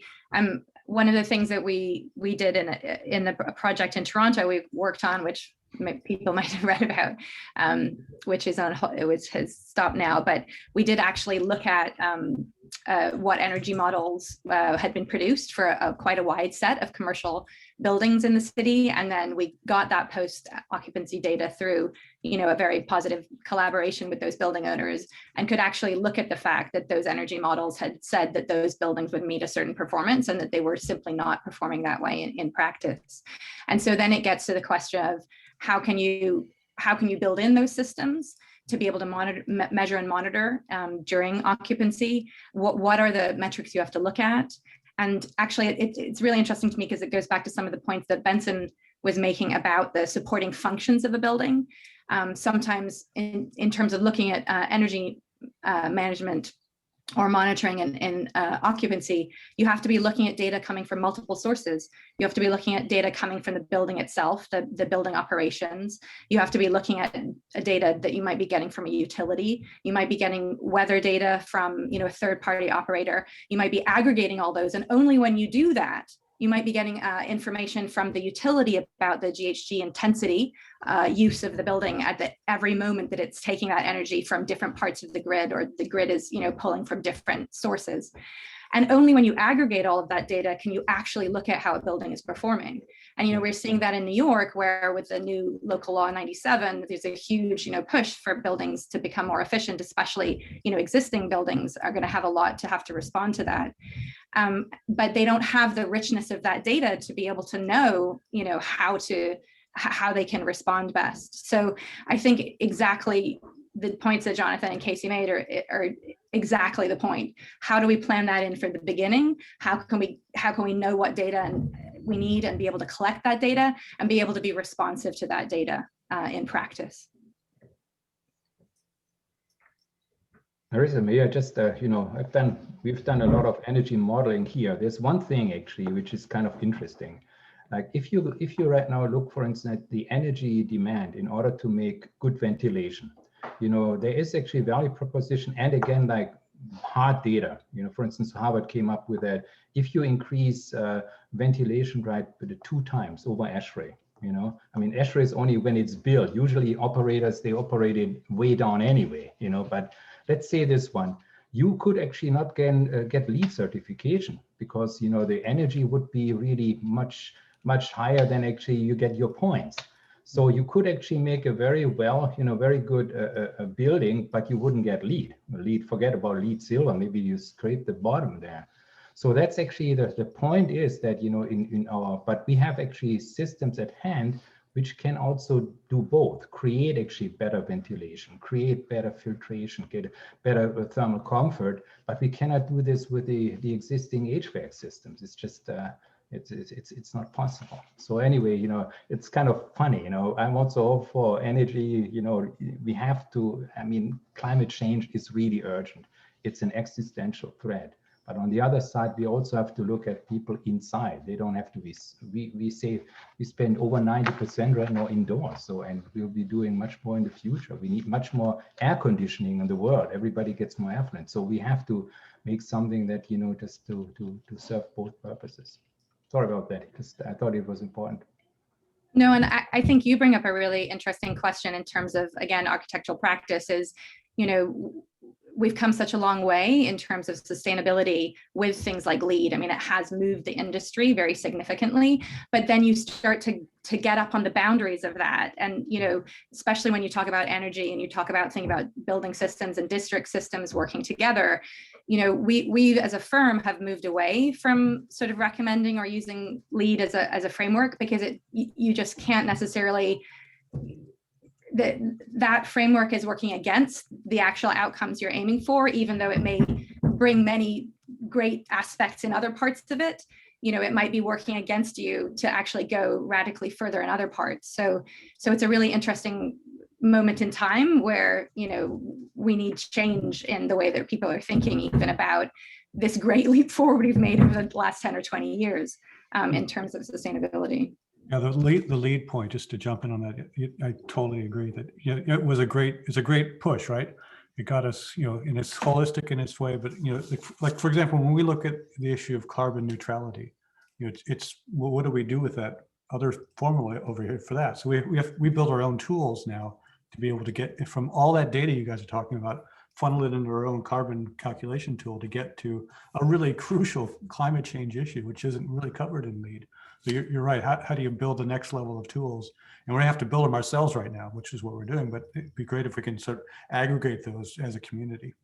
Yeah, and I would say, and it's there's a comment in the chat as well to address some of that, is when you have this sort of challenge where, you know, NBBJ is building their own tools and Manfred's building his own tools and Sidewalk Labs has their own tools, right? We end up in this like very fractured world of ecosystems, right? Where no data is normalized against any other data set, right? I mean, we can all agree to numbers and metrics and sort of like measures and formulas, but we end up with these sort of siloed tools. So we don't get an aggregated view of what the city's performance is, right? Because we've got these buildings that are using this calculator, those buildings, and nominally the calculations all point to the same measurement, but we don't know that everything's being calculated the same, right? In the background. But the energy modeling world has been dealing with this for decades. On the, like, you know, the DOE energy calculations and the formulas being used by the tools that we use as architects to, you know, get a sense check on that. I think that's a great point, Casey. And actually, one of the things that we're doing here in New York is we're actually we're sort of advising on a consortium that has brought together a number of large real estate owners with several engineering firms, with a whole bunch of government stakeholders from city government and from national EPA and so on, to look at how could we create a platform to better measure actual energy usage in the buildings, sort of responding to local law 97 and trying to think about how we can make the measuring more, we can actually measure the performance in a more sophisticated manner.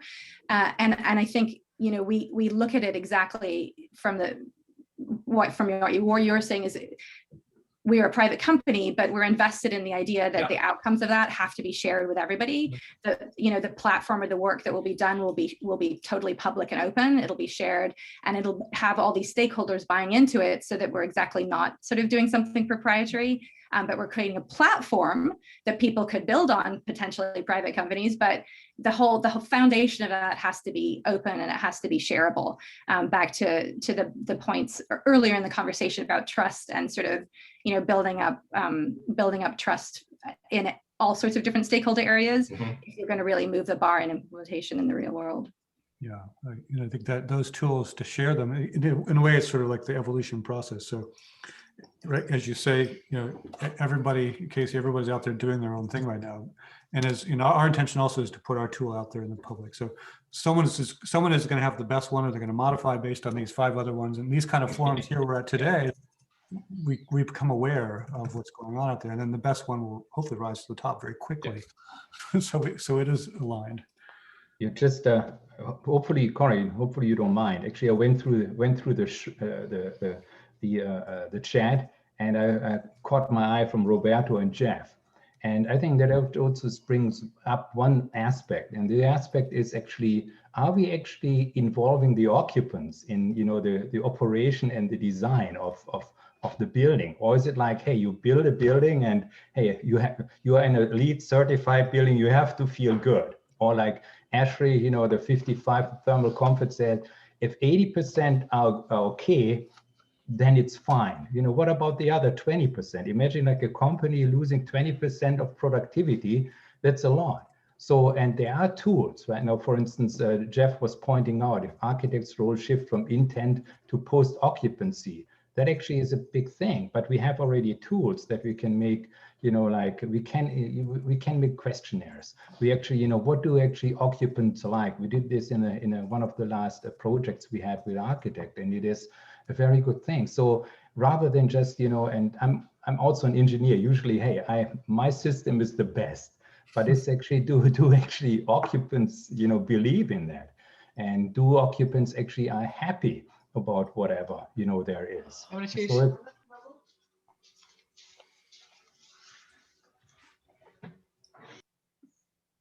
So I want to shift gears a little bit. When we're looking at some of the opportunities, when we dive into this conversation, even looking at LEED, looking at data standards, looking at benchmarking, ASHRAE, whether it's ASHRAE or something else, even getting into code and energy code, we're talking about prescriptive assessment of the performance of a building, which tends to lend itself to our current kind of paradigm, which is to manage and maintain the quality or the performance of a building.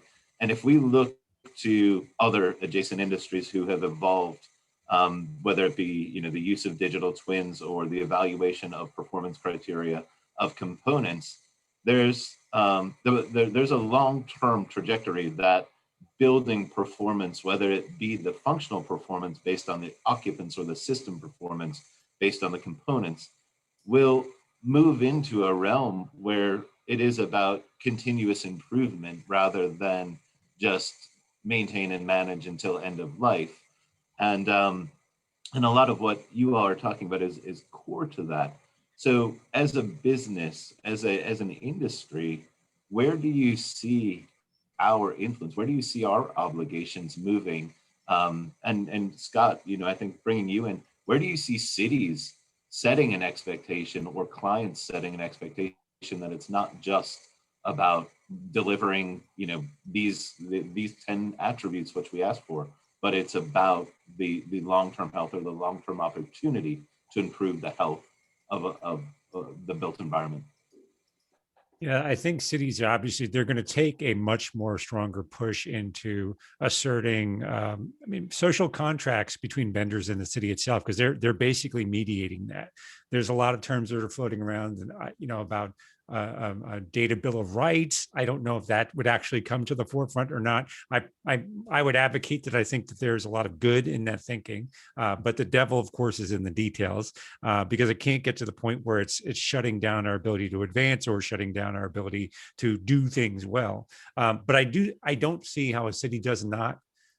I don't see how a city avoids getting into being opinionated about what type of rights citizens have to their data, to how that data can be used. We've talked a lot about direct use of data in buildings, and I think that that's a legacy issue. I think the problem mounting before all of us is we're entering into this AI-driven world that begins to make decisions about people through inference, or really at least the digital equivalent of inference, and we don't know what they're inferring about us, and we don't know what the outcomes of that is, and it's opaque to us how those decisions are being made. And sooner or later, cities are going to have to get opinionated about how that's expressed, And then it's going to impact this industry laterally so widely that I don't think we can imagine what 15 years from now would look like.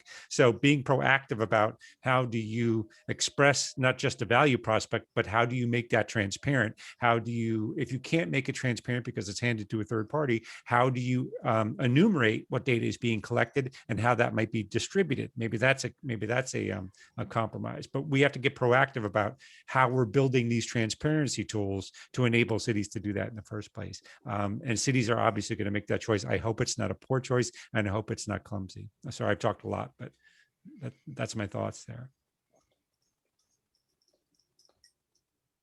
I think a couple of things to build on that.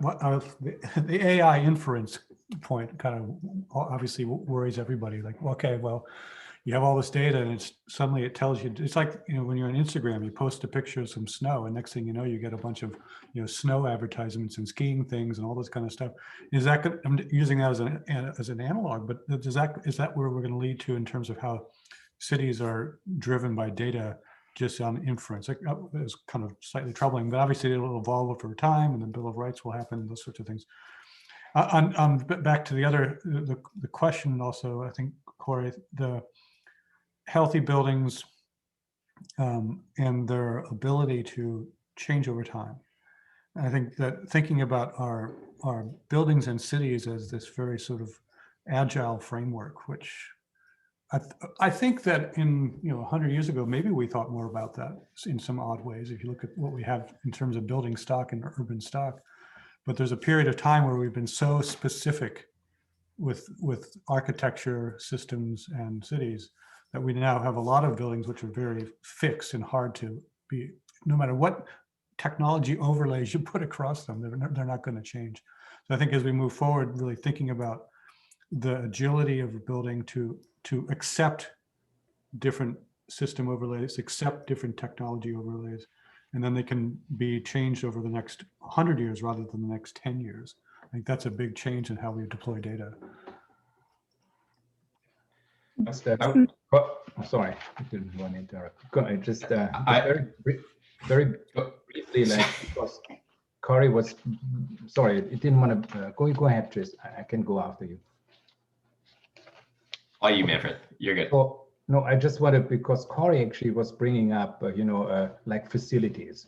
And I think everybody of you guys have worked, with facilities. Usually it's considered like, hey, do you need facilities? Almost like you need it as a dentist. You need them, but do you really like them? Really not. Usually it's like a cost center, and transferring like the things, it's on the building side, but also maybe on the city side. What Scott was actually referring to is to see that actually a building, the operation of a building can be a revenue creating things. It's not a cost thing. So like for buildings, of course, they should be able, like integrated in business development. The facility has to work well. Thermal comfort complaints should be low. In a city, actually, the city has to provide amenities to attract good companies, to get talent, bring the tax rate up. So when you speak about Corey right now, the frustration of a lot of facility guys is that they have their budget fixed. Maybe you can 2% more per year because of inflation or so, but they are not really regarded as adding something of value, and that has to change. That has to change. Sorry about that, Casey. I didn't want to interrupt you. No, you're good. The point that I wanted to respond to there, Corey, which I thought was great, is that we've been talking about things that are easy to measure, right? Like fundamentally objective measures, right? And not really getting at the heart of the sort of occupant experience, right? Whether that's a tenant, an owner, a user, a citizen, and sort of how you measure effectiveness or success, like at that level. And I think that requires a more subjective view in terms of what success is. And we need to start thinking about things like the happy through sad face pain chart, right? That your doctor uses. Like that's a subjective measure, but it's a measure, right? And it's broadly adopted and normalized, right? So any individual might have a subjective sort of change on that, but the measure itself is stable. And I think we don't get to getting at those kinds of measures until we start doing what Nerissa had mentioned before, which is in aggregating data sets across point solutions, right? Like until you can align your BMS data against your occupancy data against lighting and weather, we're never going to get to a point of having like actual computable insights into subjective measures. So I think that's, yeah. I think that's, sorry, go ahead, Marissa. I was just going to add one more thing, which is maybe a boringly literal sort of answer to your question, Corey. But you know, one of the things we're looking at really, and this goes back to sort of looking at urban innovation writ large, not necessarily just data and digital systems, is really how can you think about buildings more, and this builds on Jonathan's idea, more of a sort of core and shell, and how do you think of the interior of that building as being more flexible, and what products and systems are coming out now that are exciting that can help you build a building like that, where you're really looking at digital electricity, you're looking at like the sort of componentized sprinkler systems, all the boring like physical stuff that's hard to move, but the aggregate of sort of new technologies these days actually means that we're in I think a little bit of a new space for the collection of physical solutions we have that you can put together to get to a building that can be quite resilient, physically resilient, as well as being, you know, of course, data systems are more easy to interchange as you go forward. But we think that's really exciting because at the end of the day, you do have a building that's a physical thing. There is a core and shell, it's going to be there. So how can you look to all the great things that people are doing across the industry for those physical components that are becoming new and different, and think about continuous improvement in as a physical thing as well as digital.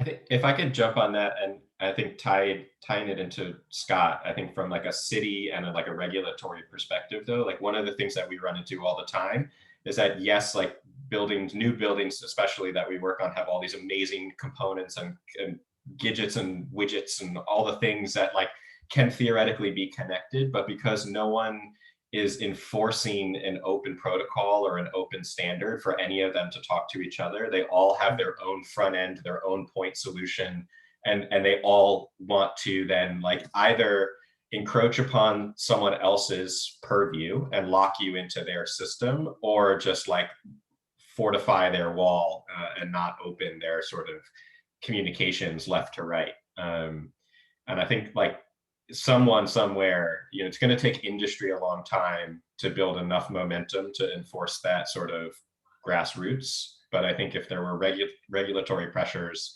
that said no, like any building built at a federal or state level framework has to be built with components that speak in an open protocol, like that would be hugely impactful and really move the market into making that kind of a reality like feasible. Yeah. I mean, if I can insert there, what I'm almost immediately overwhelmed you say that, when you say that, because I agree wholeheartedly, but I think to how complex is permitting right now at the city level, right? And so when we start thinking, how do they build assurance, you know, some sort of assurance or Q&A check into do structures now have an open data architecture? Do they adhere to these protocols? Do they have these APIs? I'm immediately overwhelmed by, oh my God, we're doomed. This thought of how can we move forward if the permitting office is two people looking over paper blueprints, right? The city, there's an implication here that the city itself has got to modernize to a turnkey solution, or well, turnkey might be a strong phrase, but so in this field, I think we would do well to assert what do we need out of the city to make this happen more smoothly. And I think a leverage to do that is when we make the value prospect of these reconfigurations or data integrations or public service increases by smart buildings, that's leverage to say, you can achieve this faster if you work with us in this way. And we should seize this opportunity to make an assertion about how this world should look to move forward well. Well, the paper drawing thing is a clue right there, right? So we're back in 1908 the way we submit a permit. If you go to Singapore, they're way ahead of us as an example, and there's many other places. But you know, the fact that we're so far behind, it seems like a very easy step to move forward to hey, here's a data model. which includes all the physical systems, all the mechanical systems, everything. Let's permit that. That's the step we very obviously need to go to as architects and as an industry. And we were trying even one level before that in Toronto with our planning documents, and definitely finding that the city was not maybe ready to like receive planning documents that had this new information that we were voluntarily providing. They were like, we have no way to assess that, so it's meaningless. Yeah, so that's a big step forward we need to make. Yeah, that's a great segue to what'll have to be our last question.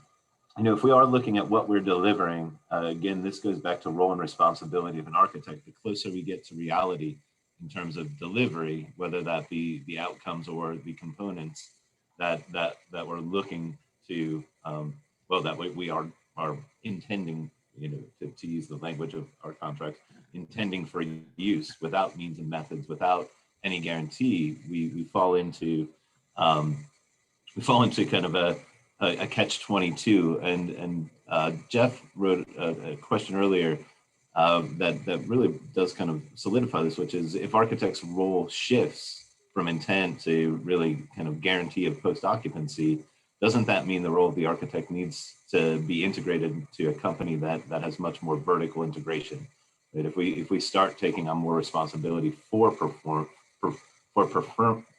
performance, does that mean that we have to take responsibility for implementation and for outcome? I mean, I think back to the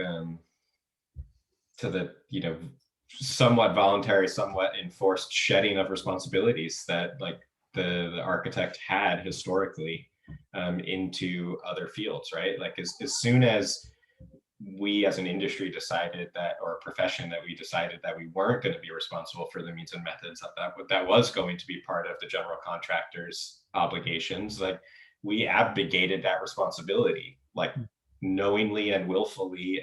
And I have participated in many conversations, both as an architect and now at a technology company working on the owner's side, where architects stand by that, sort of firewall between what their responsibilities are and what the general contractors are. I mean, there's tremendous amount of implications from a legal and insurance perspective to actually make that change and shift. So I would say yes, initially, if you're going to impact and affect change, like a vertically integrated delivery model, is certainly an avenue that's open to do that, where you're not worried about the implications of legal or insurance sort of liabilities.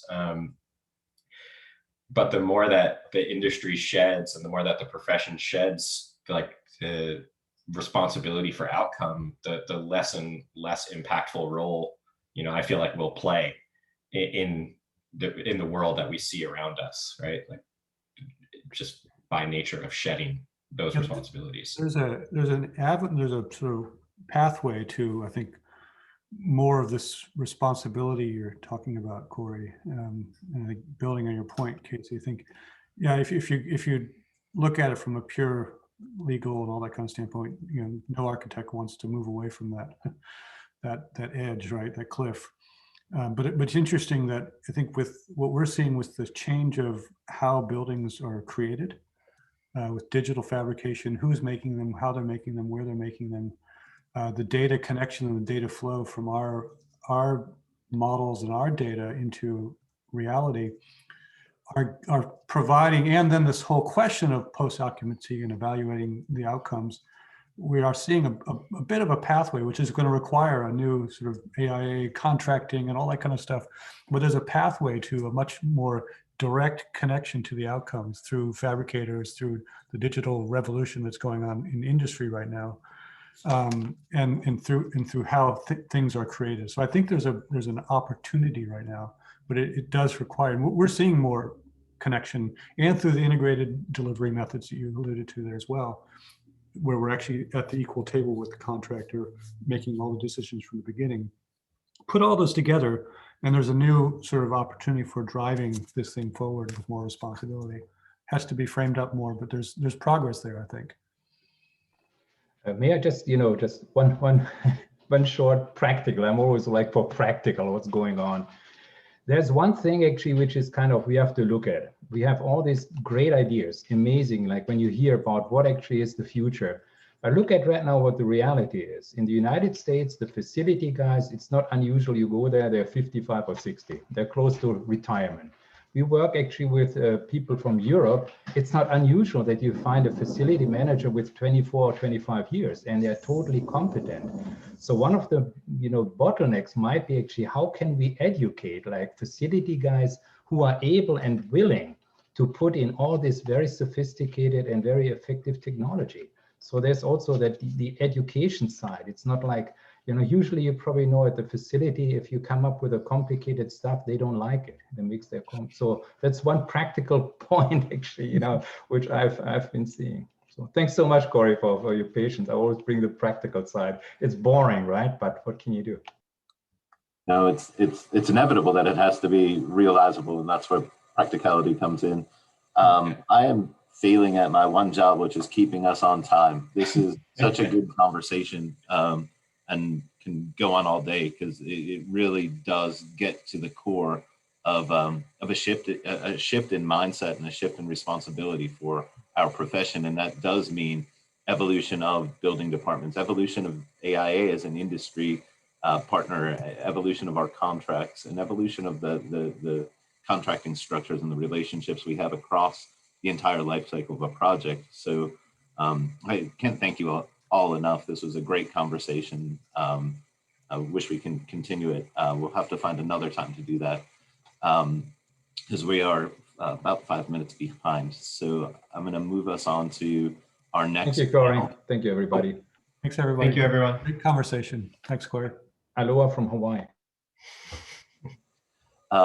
With that, I'm going to do something I'm also not good at, which is shutting up and keeping stuff brief. So I'll just jump into it. Our next panel will dive into the relationship and overlap between the virtual and the physical worlds. In the past few years, we've watched this line blur, personally and professionally. Inevitably, the relationship of physical and virtual assets will play a more central role to the practice of architecture. So with that, I'll let the panelists introduce themselves, and we'll jump right into the conversation.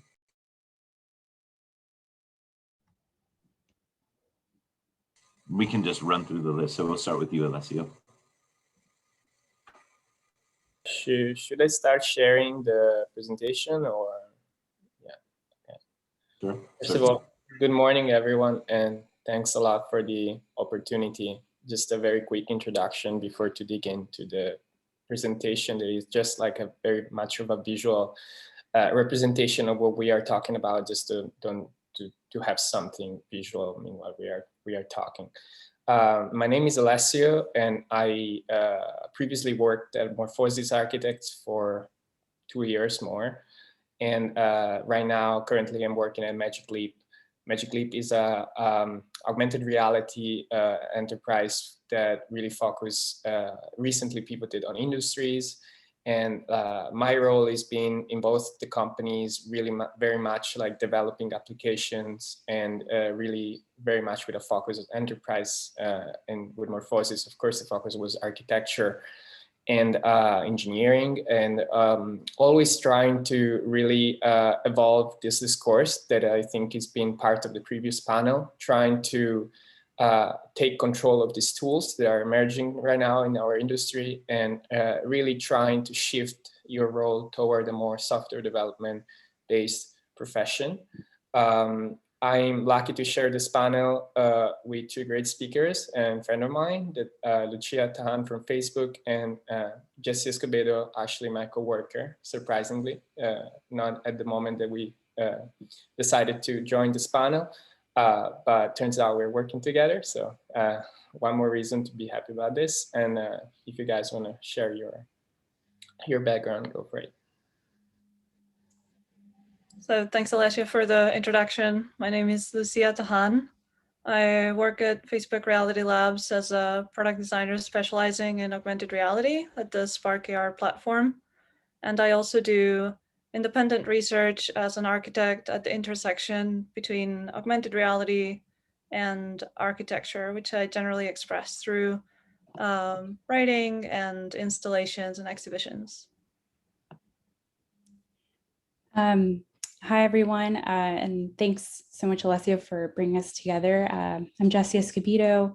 As Alessio mentioned, I'm a product designer at Magic Leap, and I'm working on the platform OS. So I'm really trying to take a human-centered design approach to understanding what enterprise customers in retail, healthcare, enterprise are looking for with the next generation of the Magic Leap headset.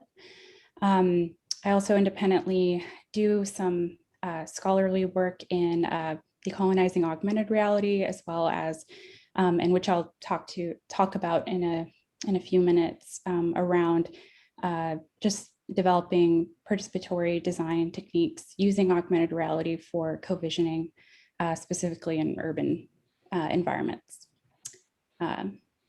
Alessio, do you want to go? Yeah, sure. Can everyone see the presentation for any chance? I just want to be sure before to start. Yep. Okay, great. So yeah, I would open talking about like first of all, what is our focus as designers and technologists? There are a lot of things that can be really targeted, looking at how architecture and design is evolving.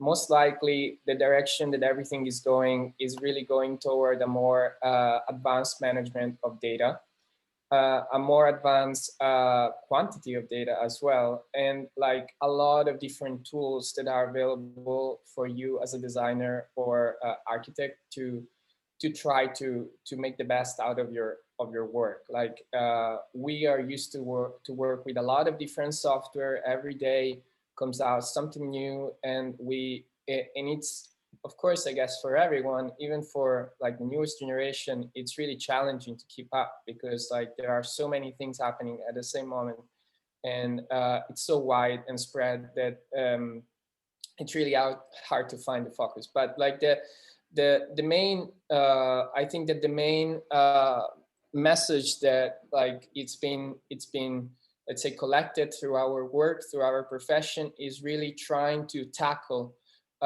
this mismatch between what is the practice of architecture and how technology is evolving so quickly. And so our roles, I think, that are kind of a hybrid in between these two different colliding worlds. And just to open up and try to create some provocation, or just like if you're not aware of this information, I hope that this can be helpful for you to make some like deeper reflection on the state of technology at this time. I bring the example of Magic Leap because I currently work there, but this is actually an old presentation that has been presented some years ago, and it's actually been served as a reference for my thesis in architecture. So it's not really because I'm working at Magic Leap, it's just really because I think this is a very relevant information. The Magicverse layers and also this other concept called reality index from Facebook are mainly for me, two kind of key aspects of technologies and architecture coming together today. Let's say that there is a common goal from let's say big tech companies to take over on the three-dimensional space, right? So like start to organize our cities, start to organize our interiors of houses, and starting really to understand how to gather data spatially. And our profession, and in the previous years, like we are working with software since almost the 80s. And I think that architects, if you had like an education in architecture in the last 15, 20 years, you probably can understand how is impactful 3D modeling and all of this kind of management of 3D modeling space in our profession. And I always thought, even when I was a student, that like our impact was going to be like spread much more than within the profession in the future, because all of these technologies are really like targeting spaces are urbans and city, like urban environments, urban cities. And like right now there is a lot more technology available, for example, for scanning, so for gathering data. And there is this emerging concept of digital twin that right now is developing always more and more. And I've seen that in the previous panel, it's been mentioned different times. And it's been also mentioned in the previous panel, the fact that IoT devices are always more embedded in our homes, and there is not really a universal model for having all of these devices being part of a unique system where we can, let's say, gather data and make use of it. So I believe that the role of the architect can be more in the future. I believe that can be more shifting toward like a digital understanding of information and eventually a great evolution of the practice. If Lucia or Jesse wants to add something regarding interior scanning spaces, for example, I think that would be very helpful to let the viewers understand what is this all about. Yes, and I love that we are on this slide at the moment because it allows me to speak a little bit about semiotics, the concept of semiotics in augmented reality, which is like imparting the digital twin with meaning in a few words. So what it means is that as we are scanning the world around us and gathering data, spatial data in the shape of a mesh of everything that is surrounding us in a building, an interior in a city, all that mesh has meaning for human beings. We can distinguish what is the architecture from what constitutes just the furnishing or the interior fittings of a building or an environment.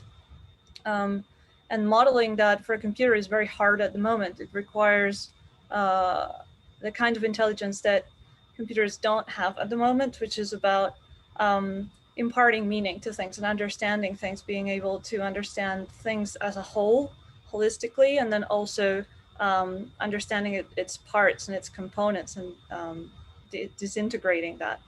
And so there are great advances right now going on in the field of semiotics in AR that will allow us to make a model of the world and a digital twin that actually mimics our understanding of their surroundings. And I find that it's a very important historical moment for architects to be shaping that field and the semiotics and the understanding of the physical surroundings in a digital replica.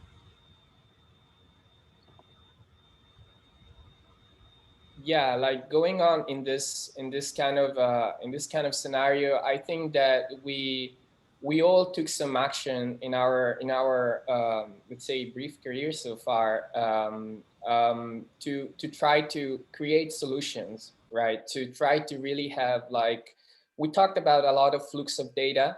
We talked a lot about a lot of things happening right now, and it's hard to catch up. Right? For example, in the previous panel, always to kind of attack some points that has been talked about. But for example, there is the lack of a unified system to make decision, of to gather information that are enough strong to be diffused in our design process. For example, like if we build a house, we are, for example, paying bills, and these bills are really monitored in a, if we think about it in a very old way, like we pay the bill at the end of the month, and we really don't have a way that is so embedded in our place, for example, in our homes, to visualize what is happening, to understand what's the usage per minute or per hour. Like we have so many tools, like we can understand how many steps we do per day with our smartwatches, but we cannot really quantify how much water or light or like recycling features in our building. Like it's very much a mismatch between the way we live and the way we experience social platform, for example. So this kind of mismatch is been, I think, a subject of work for all of us three. And maybe Jesse, you can give some hints regarding this project that, in my opinion, really targets a lot what has been discussed previously in the other panel. Yeah, and thank you for sort of outlining sort of the technologies and the different layers and the conversation around how we don't have this unified system. Ironically, I took on the challenge of creating this other solution or application that is trying to map or crowdsource data of people's everyday lives and everyday interactions with the world system through a mobile AR platform with social capabilities. So is this more of like thoughts? It's not totally functioning. It's definitely a speculation on how we can at least start to consider and try to integrate all of that subjective data that it could be collected from people's everyday experiences that could or could not be anonymized through, the design of a good interface, of a social interface that can bring in data that oftentimes we don't even consider when we're building these big master plans of the smart infrastructure. I'll just dive in. It's called Planner, and the site was Chinatown, which is the neighborhood I lived in LA before I moved to Oakland just this past month. And really, I was just trying to understand, smart cities, there's an ideology built in this very technocratic approach to our cities. And so really, this project was trying to create an opportunity for everyday citizens to sort of impart what is most meaningful to them. And the medium of augmented reality is great because it's not just writing, it's not just paper. You can write virtually, you can introduce volumetric 3D models, you can play with scale, you can live with these objects over time. And so it really I think that the large aim of this is to help us as designers, as urban planners, anybody building the built environment to consider other ideas that probably aren't in their radar and their day-to-day job. And if you go to the next slide, Alessio, just play the video. And it really is, I think somebody else has described this as like a Nextdoor meets Niantic, Pokemon Go Ingress. But it's really more about not having this event where we try to get everybody together in a town hall meeting in a space that nobody can really attend to and be fully present, but really meet people where they are. So if you're getting off the metro and you really have to use the restroom, but notice there's no toilet, you can just start to brainstorm and maybe somebody will like it. And maybe you'll be able to see the emergent ideas that happen with your neighbors. You'll be able to learn about cultural nuances behind space and objects. And so the cool thing is that it's all digital, right? So it's just yet one other source of layers that you can bring into your existing system. So it's just an approach to creating a feedback loop. And yeah, you could keep going. I would like to add to that like this is like a very good example of a almost mainstream tool to be used for urban planning. So like a very how can I say, a traditional architectural technique to plan spaces. There are a lot of regulation, and I have a lot of respect for who worked in the practice for years and worked with a lot of the city, the permits. That seems like that's not definitely an easy task, and seems like it requires a lot of energy. And seems like also there is a lot of outdated processes that make things slower or make things harder than what it could be.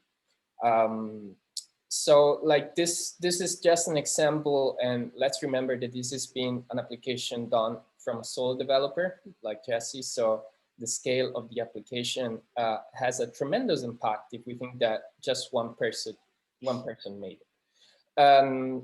I think that this is a very good example to show what's the potential of augmented reality, for example, if used in this way. What's the potential of visualizing data and embedding this visualization in platform where there are a lot of users and a lot of users can communicate to each other and can like express idea and can have like, it's almost like a virtual petition trying to targeting a purpose for your city. And especially in LA, that I lived here for 5 years. I lived here for 5 years, so maybe someone lived for more time here. But like what I noticed is that like there is a very strong absence of urban spaces. Like it's the complaint of everyone. There are, but it's always very the way that the city is structured. Sometimes it's not that smooth, let's say. And so this application really target that issue and try to make it public. And eventually, if this application would be property of the city or would be property of anyone working in the city, they could be really doing very informed decision based on data and based on like a cloud, like a very large cloud of users. This is really just an example, and it also connects to what Lucia was talking about in terms of the challenging to capture information in the environment. Right now, we saw like very low poly models that are in the application because there are limitations technologically for sure. But the fact that we are going in this direction and the fact that we can add always more and more information and structure that an application, that could be really becoming what we see doing with like BIM or digital twins, and really this continuous and how can I say active and dynamic flow of information between citizens, in this case of the city, and actually who is planning the city. Going toward the next slide. Oh, this is slide 8. Oh yeah, this is still planner. Let me just see if we have. Lucia, would you like to? Yeah, sure. This is, I wanted to talk a little bit about my project called Cloud Housing, which I developed as part of a fellowship over a year. This was not developed within Facebook, but independently by me as an architect and artist. And I wanted to bring forward some of the things that I think will influence AR and architecture in the future and bring them forward in the within an installation context. And there were 3 moments that I wanted to express that you see here. I'm going to go into them in a second with a video.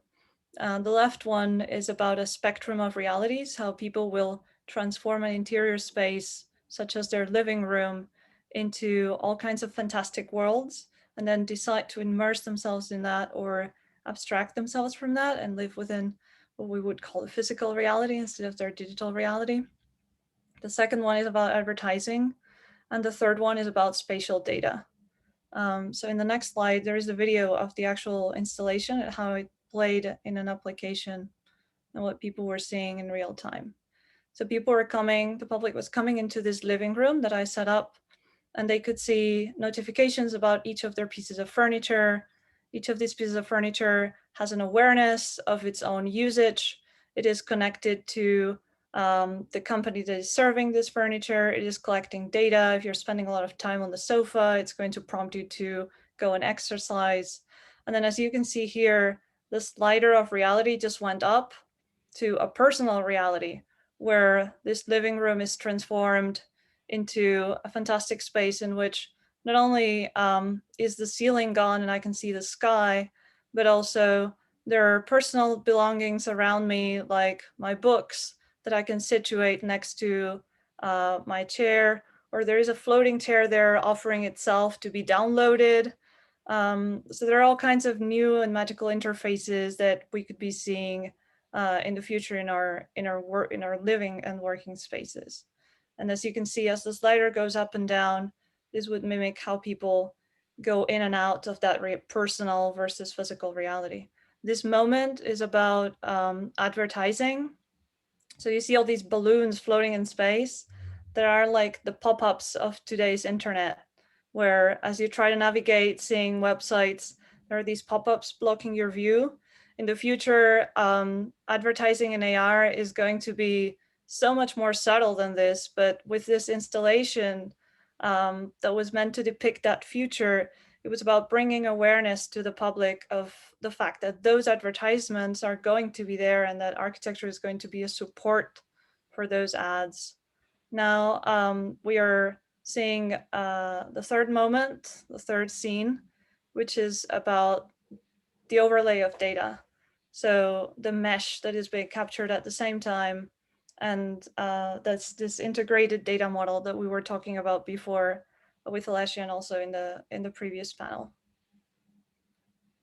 Yeah, also to add on top of it, let's this is an art installation that really pushes the boundary at the maximum. That really shows what is the potential.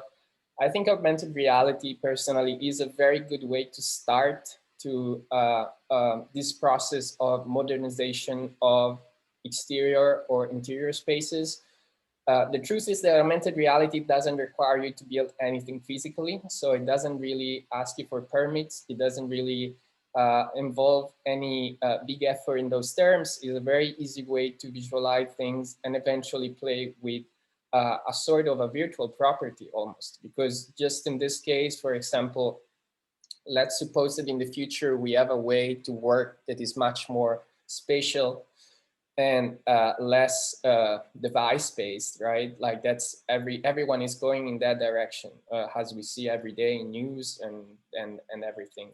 So advertisement is actually a big part of it. Is actually like we saw in the Super Bowl, like AR advertisement were everywhere, and they were such a big part of the show. And you know, like it's getting there. Like there are different usage of it. And I hope that we can find a very efficient one also in the field of design, architecture, and planning.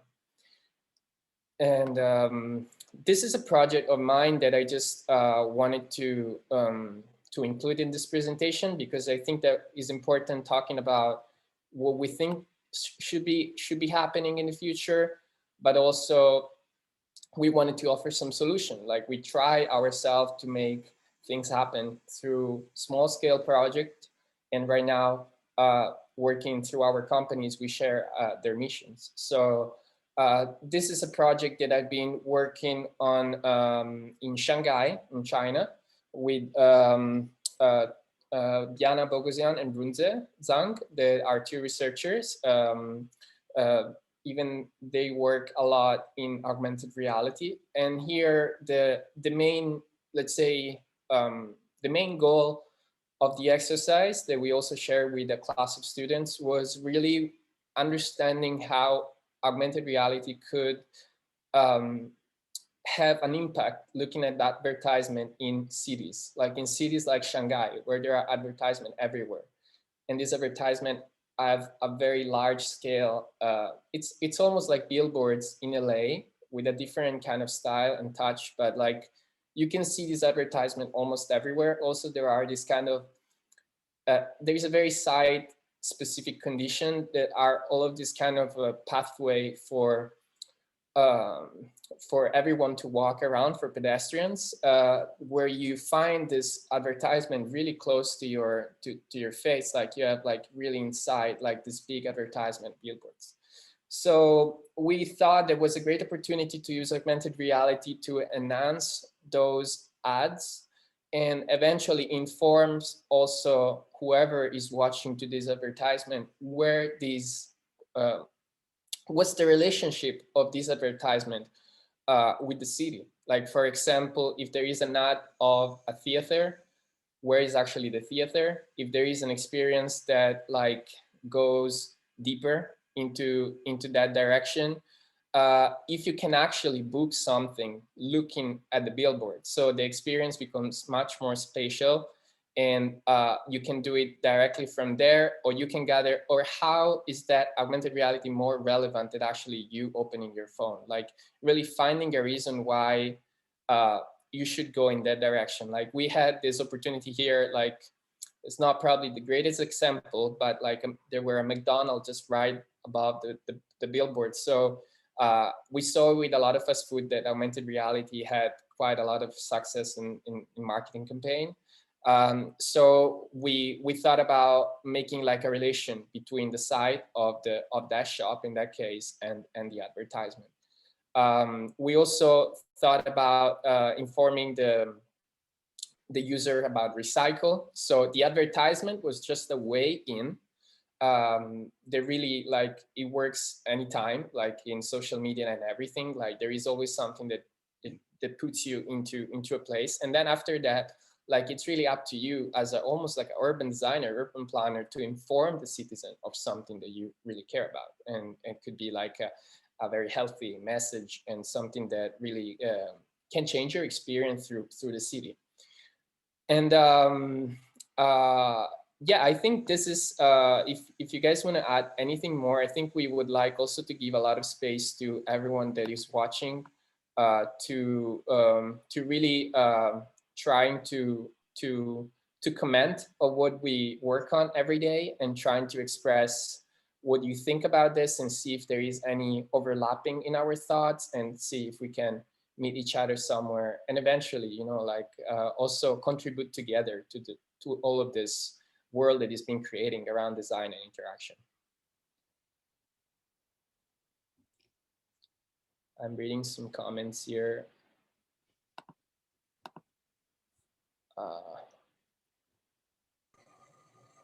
Why do we need this? Augmented space is both private and public. How do we block ads? I would say we need this as a tool to help designer make decisions that are closer to more automatic and even less value. Any upcoming 3D or tech devices that I'm not aware of. Well, I will try to start, and then Jesse and Lucia can expand on that. I think the biggest issue that immediately comes in front of everything is privacy, and this is probably also one of the main focus of many companies. There are companies that actually deal with this in a way and deal with that in another one. We can't really talk. I think all of us three, we can't really talk like directly from our company's perspective. However, we have been trained as architects, so we really know what's the value of all of like privacy boundaries and why even augmented reality needs to be relevant. Where would the data go? I believe that our mission as designer was also like understanding these tools because we want to be part of that discussion that make clear where these data are collected and who have all the access of this data. Do you guys want to add anything? I don't want to just talk myself. Yeah. I want to address that as well. So in the installation I presented, Karen and Jordan are addressing this in the comments. My installation was critical in nature. So the point was to make people react and say, hey, do I actually need this? Like how I don't like this. That's why it's so extreme. The point is, a sofa will not per se be collecting data. When devices are able to scan our environments in 3D constantly, store that, and also understand and differentiate the meaning of objects, then by default, the data is available whether whether you have been sitting on your sofa or you have been somewhere else in space. All that spatial data becomes available. Another question is whether one company or another will be collecting it, storing it, treating it, aggregating it in some way or another. Before this year, more or less, it wasn't possible to just have that data. From now on, with the invention of LiDAR, for example, or more than the invention, the inclusion of LiDAR in iPhones, etc. This is going to be a question that is on the table right now. What do we do with this data? Isn't this data too private to be treated by anybody? Or is it okay? Like, are people going to trust somebody with the entirety of data of their domestic space and their behavior in their domestic space just because it provides some value to them? Perhaps it brings entertainment or usefulness or some fitness goal. It could serve multiple purposes. The point is that data will exist. Who will regulate it? Who will, how do architects feel about this data? Architects have a deep understanding of spatial data. I would like just to add, like, there are so many questions, and I'm not sure we are going to target them all, but I just want to have an overview to some questions at the beginning. For example, why do we need this? I think AR, for example, I used it. It is not that compelling. I think that here the vision is really in the long run. If you saw any presentation, it's really like thinking about the metaverse, that is this kind of a new digital dimension that we will be part of, that includes augmented reality, virtual reality, or just our presence on internet. It's really thinking in terms of what's coming next and what's going to be in the future. Like, the fact is that if you like it or you don't like it, the world is going in that direction. So I personally believe that anyone should have a personal point of view, which is always respected. But especially as a designer, someone needs to deal with that and see what a designer can do in this scenario. What is our role? How can we be more impactful? How our profession can be some relevant role in the industry to make decision for the future. Otherwise, if there is this sort of almost disregard, I believe that in the future we are left behind, right? We are all left behind. On the other hand, I believe that with a lot of innovation and a lot of data capturing, there is also advancement, but there is also the issue of privacy. We talked about IoT devices in houses or in constructions. That sounds very futuristic and probably would inform us to make a lot of more better choices in terms of energy consuming, energy distributing, a lot of different things that right now are not really possible. A lot of things that right now they cannot perform that good as technology could actually let us get there. At the same moment, I understand that if you know how much water, how much light, and these things are all public and are all visible, and I'm just making up data right now, but like we could really set up like a whole spreadsheet of values that could be interesting to be analyzed. I understand that that is also a great issue of privacy because it's something that goes on a cloud server, and those are your data. Do you want to add anything, Jessie, regarding this? Yes, I just wanted to go back to the idea of involving other parties. It seems like it's going to be a regulatory issue, and bringing community at least in my context of getting information that is both private and public with the use of these devices. I think if you position and coordinate the activity of data collection in a way that is open and transparent, where an organization and a company that is working to get value from that data says what they're going to do with the data and is transparent about that. We're still at this point where some people have just sort of given in, and they're like, I don't care if you take my data, like I would rather you use the data. So it's just, I just want to point out the transition and sort of working with the current infrastructure that we do have now in order to make these data collection processes an easier adoption. I find very interesting this question. I'm curious about this as well. How does all the data being collected become consolidated and available to designer working toward a common goal of smart cities?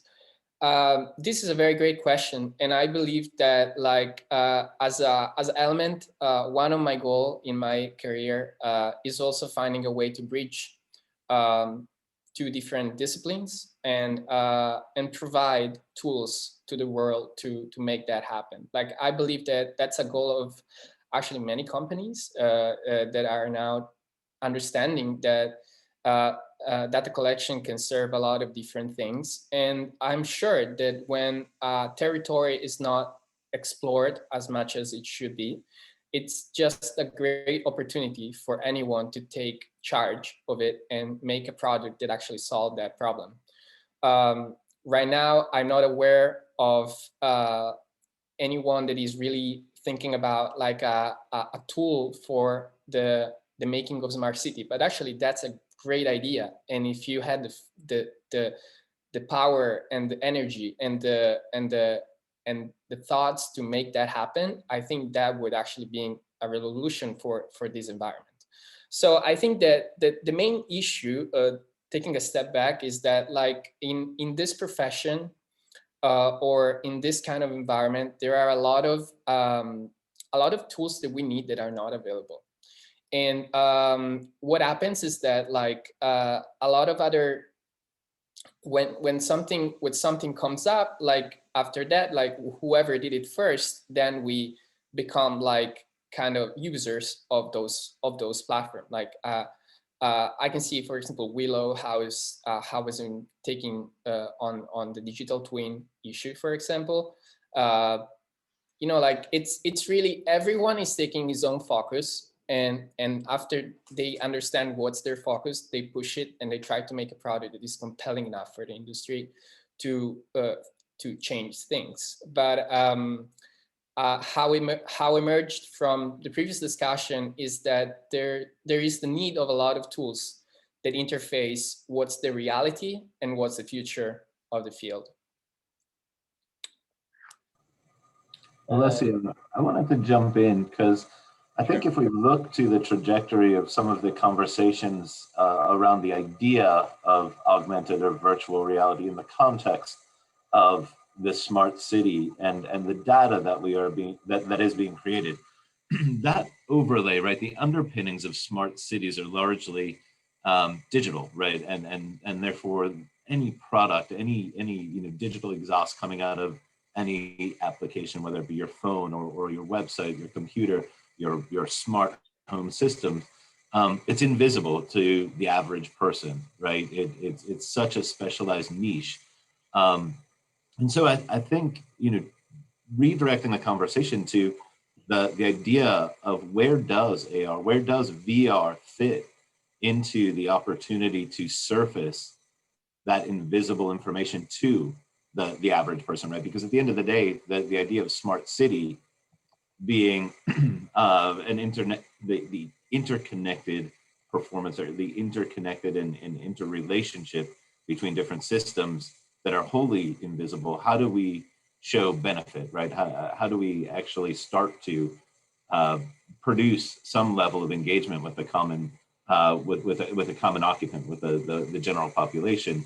I'd be curious where you see AR, VR fitting into that dialogue, fitting into that trajectory. You want to start, Lucia? I think Yeah. you made it. Okay. I'll jump in with a very quick answer. I think that, Corey, that touches the central point of what AR, VR is doing, which is placing an interface all over the world. So right now, the smart cities and smart buildings do have different elements that each have a small interface with which they communicate with us. So if I'm seeing the little interface on my microwave oven or on my HVAC system, or there's a data output from the sewage system of the city, all those are going to a different interface that somebody sees on a screen in a phone or in a computer or in a certain website, but those are not integrated into one thing. What AR, VR does is transform the entire built world into an interface potentially, because this interface is over my eyes. So everything that I'm seeing through my eyes is potentially an interface between a system for me to communicate as a user with whatever is built in front of me. In that sense, I think AR/VR has the potential to tremendously impact how we understand those smart systems underpinning the cities and the buildings. Yeah, and I'd also just like to add that there's also web AR, web VR, right? So we're at a point where most of the community is trying to figure out how to make all of this AR, VR content open source and all the underlying systems behind it. So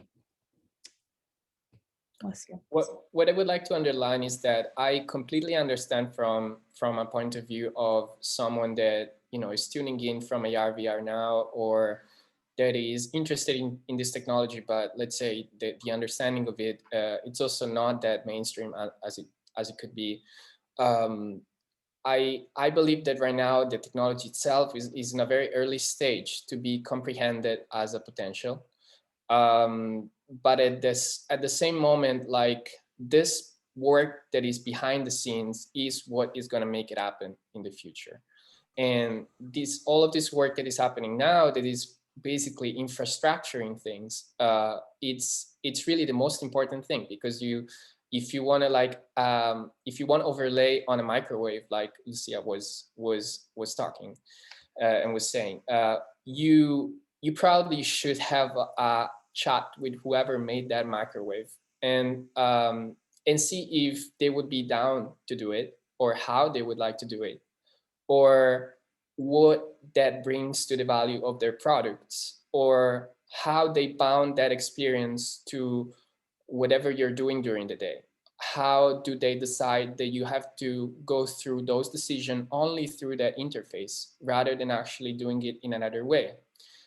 It's like when we were watching movies through VHS, and right now there is at Netflix. If you want to see a movie right now, you watch it through Netflix 100%, and it's basically just the same. I don't think it's any different from that, honestly. I want to follow up because I've in the back of my mind, and this is one thing that intrigues me most about AR, XR, VR, whatever we want to kind of label. You brought up movies and you brought up delivery systems. And I think all too often we look at VR, XR as delivery systems. But if we spun that on its head, the one opportunity that we have with extended reality or virtual reality is the constraint of time, right? The constraint of time in architecture is static. It's based on what a developed idea of what time is. Movies, theater for that matter, they can move you through time in a very different time scale, right? A year can pass in the matter of 2 minutes. And there's an overlap in smart cities and in extended reality where the ability to move backward and forward in time presents itself, right? And so the narrative of what we do as architects, or what we could do as architects, can change. And I'd be curious, in terms of the work you all are doing, where does that fall into some of the long-term opportunity as an industry, or as, let's say, just as a profession or an added a set of skills that tie into virtual environment versus just physical environments? Yeah, I think this is actually very connected to what some viewers are writing down in the comment. Like this last question that says, basically, would you predict the future role of the architect as a spatial interface designer, right? So like you said, something more digital than physical. Well, I mean, definitely, for sure. I don't think, I'm not really radically thinking that there is going to be a shift. This is my thought. Like I'm not fed of the hype of the technology. I think that takes a lot of effort to arrive to a relatively small step forward in anything. And but for example, definitely architect work much more in digital environment than actually a physical environment. Like if you work in an architecture office, who's going to go on site is a very limited amount of people. If you're an architect, most likely you are behind your computer and you are making your 3D model. You're working on it.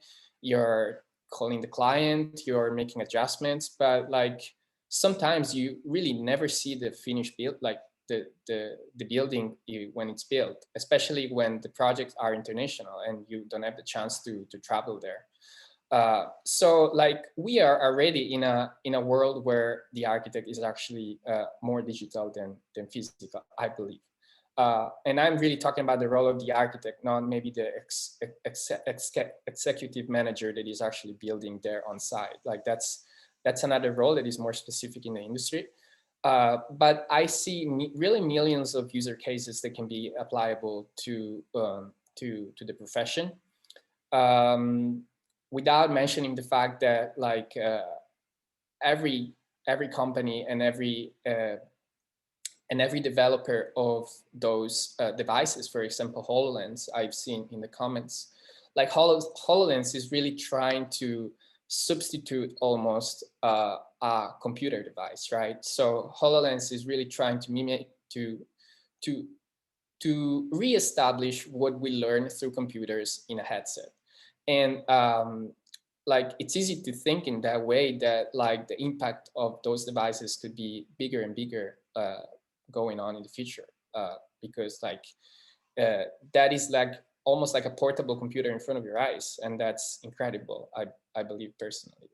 But yeah, like if you guys want to add anything else, yes. How would you?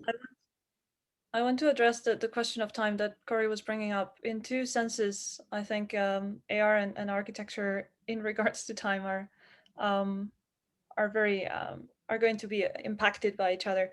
So first of all, AR and the scanning of spaces is going to enable post-occupancy studies in ways that were just not possible before. So the ability for users to scan their surroundings and even keep that model updated over time means that there would be a set of hundreds of 3D models of how houses are being used and interior spaces are being used, even updated in real time. This is crazy for post-occupancy. And then another, so it could allow you to travel back in time about how a building looked like and was used before, like 1 year in the past, 2 years in the past, any moment in the past. And then another thing that I think is important in regards to time is that architecture and software development have very different development cycles. So in architecture, it takes a long time to develop a building, to have it approved, to be built, etc. In software, that life cycle is not years, it is a few months. Every 6 months, there are iterations to digital products, or if they're not being kept updated, they're being sunset. And so when we take architecture as an infrastructure for that software, for those AR elements, for those interfaces on top of it, we are putting together two systems, one that moves in years and another one that changes in a matter of months. And there will be many tensions related to that, and especially an acceleration in the pace at which we consume interior architecture and the quality of the spaces around us when they are digital. I could change my furnishings, my decorations every week if I wanted to, every minute, which would be undreamable before. On top of that, I recently saw an application which allows you to change the set of your furnitures every month for a subscription. So that's a physical change, not a digital one. And you know, these two things might be perfectly aligned because it works in a way that you send your layout and they ship back what you actually designed. Yeah. So that's a very back and forth, physical and digital. It shouldn't be seen as an entire replacement. That's a very hyped way to see things, and it's a tool that is going to help a lot the industry if used in a certain way. Yeah, and I just like to echo both of what you both have said. And in the context of reaching our sustainable development goals and trying to build really quickly, I think AR as a tool to iteratively work on different concepts, I think will also just help, hopefully help the whole industry towards those goals. I see a question in the chat from Yufan around how would you value augmented reality in the fabrication construction phase, like Fulcrum doing digital fabrication in HoloLens?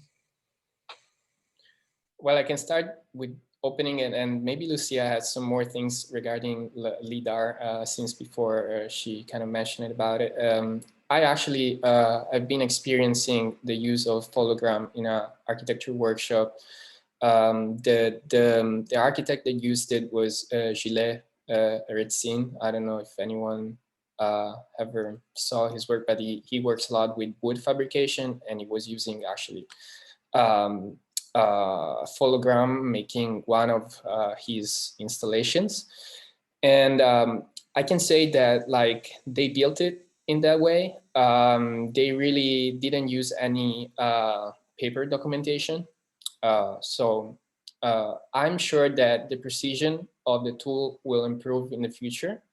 If we can scan spaces and have like a more accurate understanding of the surrounding with LIDAR, it's going to drastically increase the precision. But it's a matter of fact that he didn't use any paper document for building that pavilion. So that's been my direct experience with it. Yeah, just quickly jumping in on that. Actually, augmented reality, the term augmented reality was coined by Boeing, the plane aviation company, in the early 1990s. And they developed that just as a way of simplifying fabrication of very complex machines. So for the dashboards of planes, they had to come up with something that would allow people who are putting together the parts and seeing it in physical space, because plans were just too difficult. That's why AR was basically invented. So fabrication and AR go very much together, and I think that some of the most exciting developments in AR right now and in the next few years are going to be in the industrial space. Yeah. And also, as Alicia was saying, with LiDAR, the fidelity of the sensors becomes so much more accurate. It's just so. It's really a big jump. Like it's not like 1 to 2 is 1 to 10. Like definitely. This year has been huge for AR hardware. Awesome. This is a great discussion because I do think that it is obviously at a state of maturing in the industry, and getting value proposition and even use case defined is in its infancy. So it's definitely something that will be evolving, whether it be in the fields, in post occupancy, or during design, or all of the above. Really appreciate you all coming on, sharing your projects and your expertise. We're right at time, so we'll go ahead and we'll start moving on to our final panel of the day. But thank you all so much for joining us and providing such a good conversation. Thanks to you, and for the greatest opportunity, really. Awesome. Thank you. And so we're moving on to our final panel of the day. And this panel is going to step back from the micro view of the building to the macro view of the city, more specifically the planning of our cities. We've discussed the need for infrastructure, the dependency on data, and a focus on accessibility. While integration and connectivity of these systems is paramount to their overall success, the logic, sequencing, and distribution is fundamental to the health and vitality of their implementation. We started this symposium by discussing the interconnected systems in which we work as architects. This ranges from the economic and regulatory to the demographic and environmental. So it seems only fitting that we end by discussing the social, cultural, and experiential context in which we work. The way we view, navigate, experience, and use our cities is central to their resiliency and their longevity. Therefore, planning and development must move to the forefront of the conversation around the future of smart buildings and smart cities. So with that, I'll hand it over to our panelists for a brief introduction, and then we'll get right into the conversation.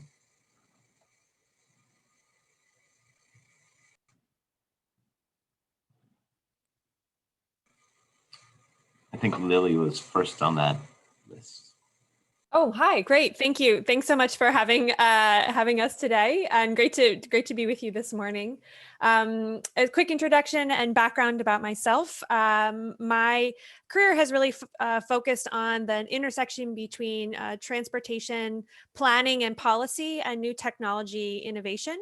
I've worked in public, private, nonprofit, and academic roles. And I currently serve, or last year, I founded a consulting firm to work across sectors on the integration of public and private sector technology innovation, focused specifically on transportation and mobility. As part of that work, I collaborated with Ashley Hand, who you'll hear for in a minute, on starting a nonprofit organization based in Los Angeles to pilot new products and services in mobility, starting in LA. So thank you.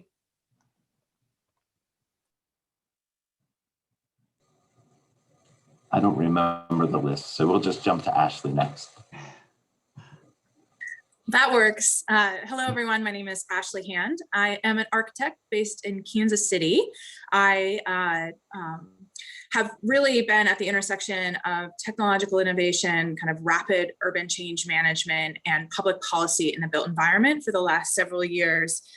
Some of my kind of recent work includes co-founding a company called City5, where we focus on urban change management, where we've developed smart city strategies for communities across the country, whether it's broad smart city strategies or more focused around mobility specifically. And prior to that, I was the transportation technology strategist for the city of Los Angeles, where I developed a vision for kind of the future of mobility around shared mobility and autonomous vehicles. And I just changed jobs last week. I am now the Director of Strategic Communications for the Unified Government, where I am working both within City Hall as well as with community stakeholders to kind of transform the way that we engage, leveraging technology more effectively to do better storytelling, to empower more communities, and to really kind of heads-on address some of the systemic inequities that we see within our community in the Kansas City region. Thanks for having me today. And lest some of the dystopians in the chat take the wrong idea, the unified government is the unified government of Kansas City, Kansas, and Wyandotte County, which merged 15 or 20 years ago. It is not some large-scale conspiracy theory. I'm Aaron Deacon. I'm also in Kansas City with Ashley. I run a nonprofit called KC Digital Drive. I've been there for about 9 years. We started when Google Fiber built out a large-scale public-private fiber network in the area.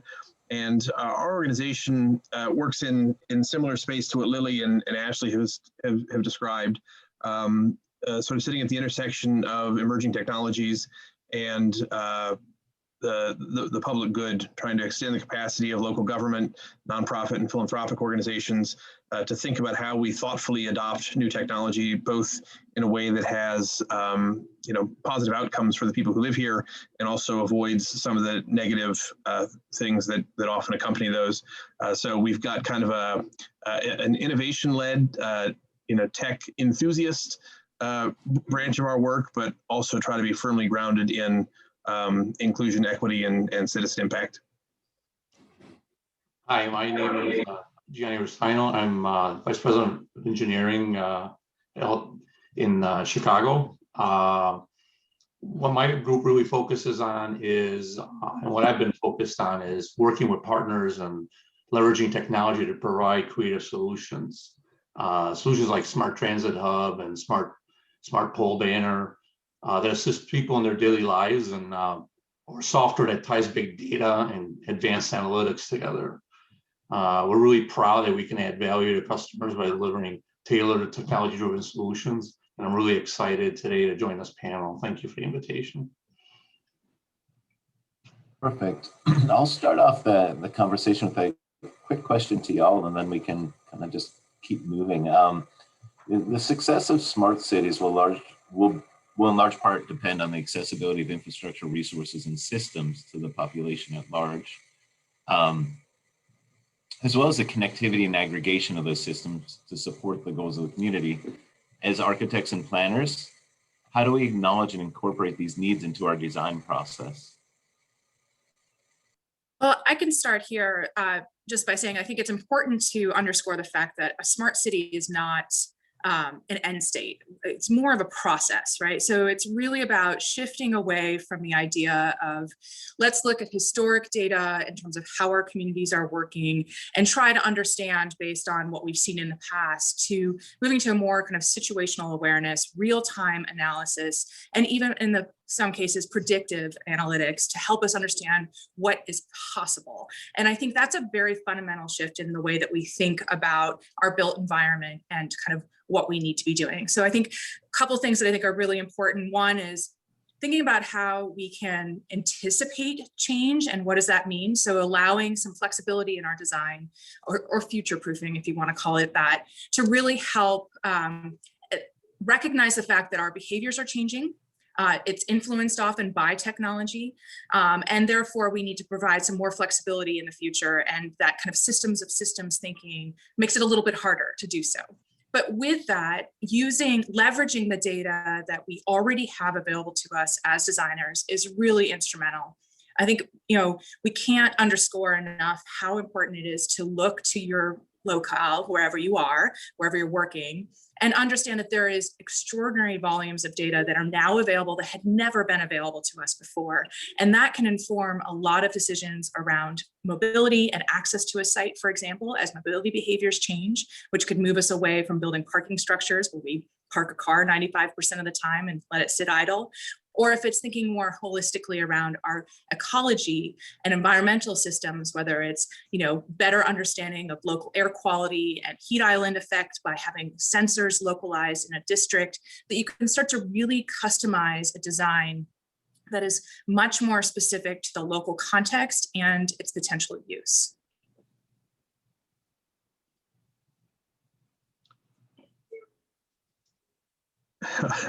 I'll go next. You said a quick question, and I had like probably 2 pages worth of thoughts in answer to that question. I'm like, oh man, how do I even respond to this? The first word, though, the quick word that came to mind for me was humility, because I think one of the sort of, as you get into this systems of systems approach, and I'm not an architect, but I think in the public imagination, especially, architects kind of sit at the top and they're supposed to have this big picture view and take all of these things into account. And one of the things that smart cities do is they enable a broader systems awareness, and they sort of sketch out, at least in theory, how everything's interconnected, and pressing one lever over here could make a change over here. And so it gets your imagination going, I think, as a designer or a systems thinker or a planner about all of these things that you can do. And then you overlay, what you see as a kind of analog in like what people are talking about now is stakeholder capitalism, and you've got all of these different, we heard this in the panel a couple panels ago, how do you take all of these different inputs into account and all of these different constituent views, and how do you use the phrase in the prompt, the goals of the community, as if that's one thing, as if a community, collectively has goals. And the reality is, like, yes, like all of those impulses I think are right, and the people that are doing this work share that, but you've got a ton of competing interests, and you've got different customers, and you've got different stakeholders, and it's easy to lose sight, I think, of the fact that each of us, in whatever role as an architect or a planner or a designer, like, we also have our own values, and we want to sort of put those into our projects, and those are the projects that we want to work on, are the things that we care about. And so you've always kind of got to be in this like tension of, how you want to accomplish the things that you think are important in the world, and then how do you deal with the fact that all the stakeholders may not agree, and how do you kind of focus in, like how do you take your systems view and be sensitive to wanting to design the just system or the equitable system or the best system, but also balance that with, like, you've got a client. And so, you know, if your client is the city, you know, part of a city's job, a politician's job, is to balance competing interests. And maybe that's, you know, I don't know. I don't know enough about the ethics of the architecture profession to know sort of like what your role is supposed to be in that. But you know, I think it's a tough question, and I think there is some value in really focusing in on your client. Obviously, you want to help educate your client, but to kind of let a client lead in terms of thinking about how you balance a lot of the priorities, and to some of the last conversation, you know, really deliver on a value proposition within the context of a given project. You know, if I can jump in on what Aaron was saying, I mean, I'm not an architect, but you know, the architects do live at the top of the pyramid there, right? And so for us, it's, you know, how do we provide access to design resources and consultations so that, you know, technology is really evolving very quickly, right? And so that's where we feel like we can add, we can bring, you know, things. We're not only about audio video, but we have solar, we have HVACs, energy storage, big analytics. And so we think that partnering together to solve these bigger problems is a good way to avoid the pitfalls of just doing it the way we've always done it. And so I think we should just, you know, we should look at it as a disruptor to sort of the traditional process that's used by bringing in people early, people like LG or others. Yeah, I'll just add, I really like the idea, the phrase of smart city as a process, because I think that understanding of city policies and how cities can be not just reacting to new technologies, but really guiding new technologies and how they are executed or deployed on public right-of-way or in our communities or used by city residents and businesses is a really interesting shift in how we think about smart cities. You know, at Urban Movement Labs, as a nonprofit organization sort of outside of local government, we see ourselves as a facilitator and convener in allowing the local government, the city of Los Angeles, to co-create and collaborate with industry partners and mobility providers in understanding the impact of new technologies, and then be able to develop policy or regulation or incentives to encourage that technology to achieve the best benefit for residents and the city of LA. I think that without that sort of conversation actively around technology and its impacts, you won't see the optimal outcomes for the city residents, or as we started, the community and the people who have the stand to benefit from technology the most.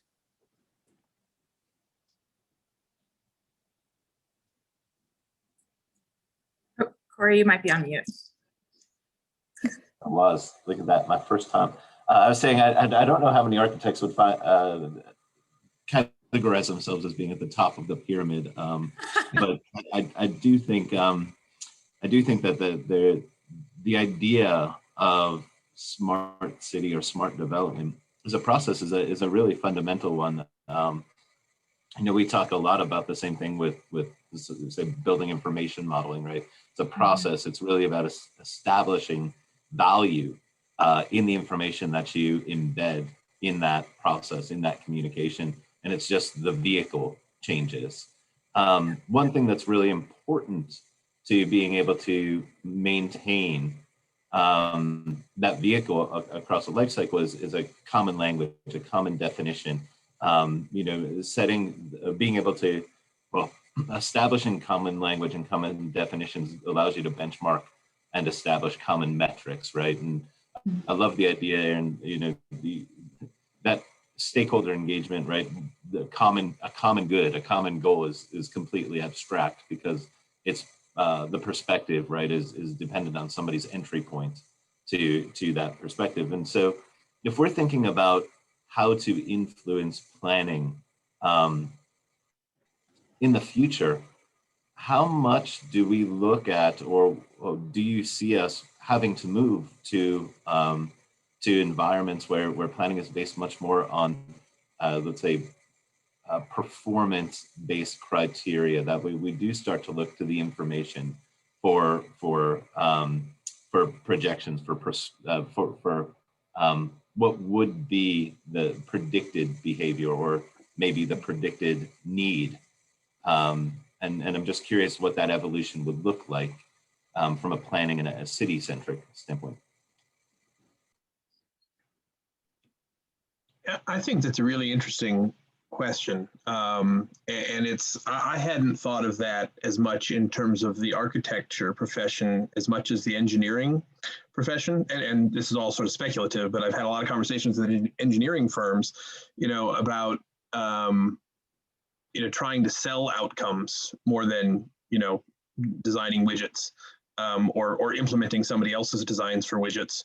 And there's some resistance to that. There's some openness to it. You see some of it happening. I'm curious, from the other people on the panel's perspective who may read more RFPs, to see how that is kind of built into the RFP process.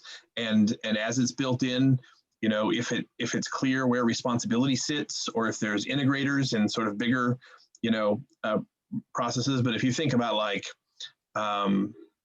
transit projects, or building a new highway on-ramp, or a downtown development, are there social? There are obviously, from a city or a government standpoint, some sort of policy objectives that you're hoping to achieve.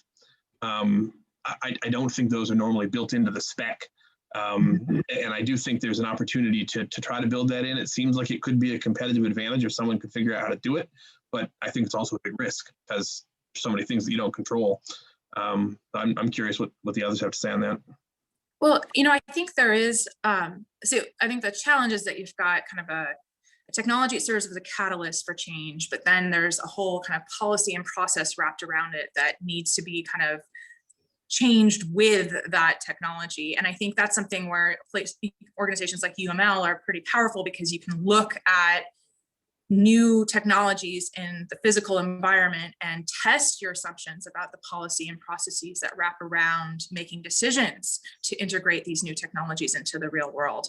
And I think what we will start to see is absolutely performance metrics and management of our facilities, the kind of transformation of the role of the architect from kind of a handoff at the end and where buildings get occupied and it's not really our problem anymore, to really kind of having a more long-term relationship with the built infrastructure that we're part of creating, I think is essential. And I think it'll come down to, eventually it'll be regulated that is our responsibility in light of the climate crisis that we're facing, or any number of situations. When you look at what happened with the pandemic and the response in the built environment to the pandemic, there starts to be a different type of relationship with the design of our built environment to community outcomes in a very direct way. And so when it comes to things like the climate crisis, I think ultimately we will start to see more of those performance requirements come in. Now, whether or not our profession is equipped yet to make those changes, whether our processes and the government side of things that does a lot of regulatory approvals around the built environment, they are not there yet. So I think what you'll see are people opting into it wherever possible or wherever possible. And that's happening on both sides, driven by the private sector, driven by foundations and many, or nonprofits in case of UML, but it's also being pushed from the public sector perspective as well, because this is also an opportunity for us to extend the extremely limited and finite resources that we have to do so much more, because you are looking at it from a perspective of resiliency and not just kind of a one and done. It's an asset, we'll watch it deteriorate and maybe we'll figure out how to fund it over time. Yeah, this is Lily, just building on that. I think especially over the past year through the COVID pandemic and the rapid changes that we had to see from the city in response to, the pandemic, but also rapid changes in terms of travel demand or consumers' decision-making, or even just the policies and awareness of these changes, I think really speaks to the need for more of an outcomes-based, performance-based approach. Because it does allow cities and technology companies to be more flexible and adaptable to changing conditions. So especially in the mobility space, we have an engineering legacy and love to use models and data to predict demand. And I think what we've seen over the past year is that those models are inherently flawed, and there's a limit to how much we can rely on that information to predict the future and develop projects to meet those expectations. So I'm really excited about the potential of this shift in sort of our global landscape to change the way we think about these projects and the potential for them going forward. One thing that I kind of always think to when we talk about the opportunities with smart buildings or smart cities is active participation in data capture, right? We had talked earlier, or it was brought up earlier, things like surveys, things like badges, sensor networks. Sensor networks would be outside of that. But then this idea of passive data capture, right, which is where sensors come in. At the urban scale, the challenge when we're looking at mobility, when we're looking at that passive data capture, it obviously has quite a bit of difficulty within the current infrastructures, but the opportunity for really understanding and influencing a different future, really, I do believe lie somewhere in that passive aggregation of the vitality, right? The how people actually interact with a city. I'd be curious, where you all see some of those horizons hitting, with new developments.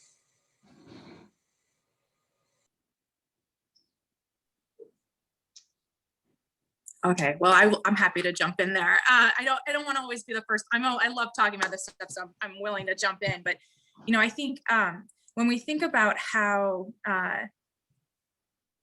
we enable these technologies and how we create new time horizons for the evolution of our built environment, I think we have to provide some flexibility in the way that we approach design and the data and things like that. But I think more than anything else in this day and age, we have a completely censored society in so many ways, because we all carry around smartphones, or a very large portion of the population carries around smartphones. And I think the other side of it is the folks that are not kind of being detected and sensed, and they're, things like that. That is a major issue that I hope we will talk about a little bit in terms of the digital divide and the impact that has. But the reality is that we allow the private sector, companies all over the place, to collect a ton of data on us and our behaviors and our preferences and what we choose to do, what we can be influenced to do.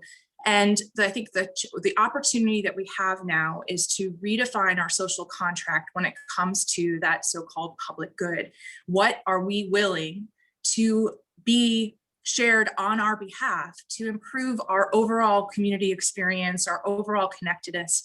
One of my favorite discussions around this topic specifically is by Dan Hill, who writes about how, services like Uber and Lyft improve the mobility experience for the individual, often at the expense of the community. So it's trying to figure out that difference of kind of where that threshold and where that flipping point is between this is truly something that's good for all of us versus this is good for me because I have a smartphone, I have a credit card, I can get online and set up an account, and therefore I can access the service. And so I think what we need to do is have a much more open conversation. And I think what we've seen in the last 5-10 years around everything from the open data movement that started at the city level, but was elevated federally by the Obama administration, to the incredible hacks and threats of security of data and the implications that has on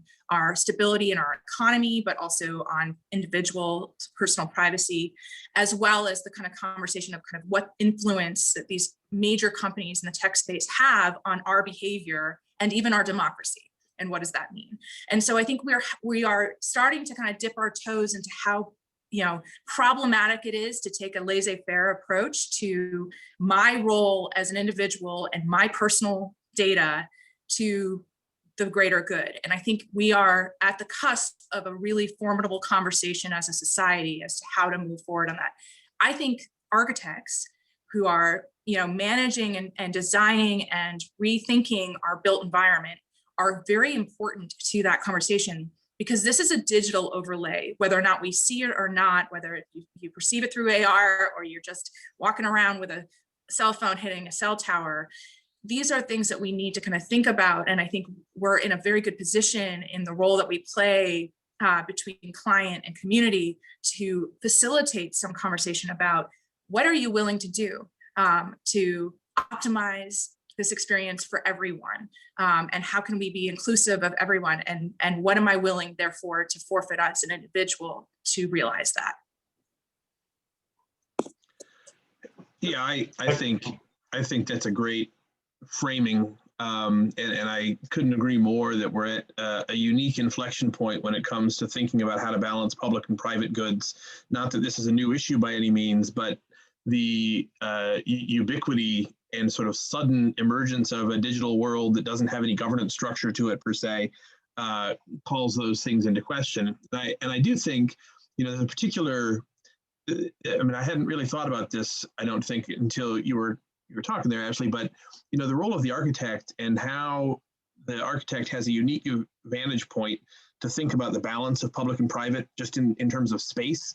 I mean, you know, buildings for the most part are privately owned buildings, but they're still community spaces. They almost all contain community spaces, whether it's a home or an office building, or, you know, even if it's a public building, there's private spaces. So you're kind of constantly thinking about this negotiation between the good of some group of users and the need for sort of individual usage and privacy within that, and how that translates to a digital realm.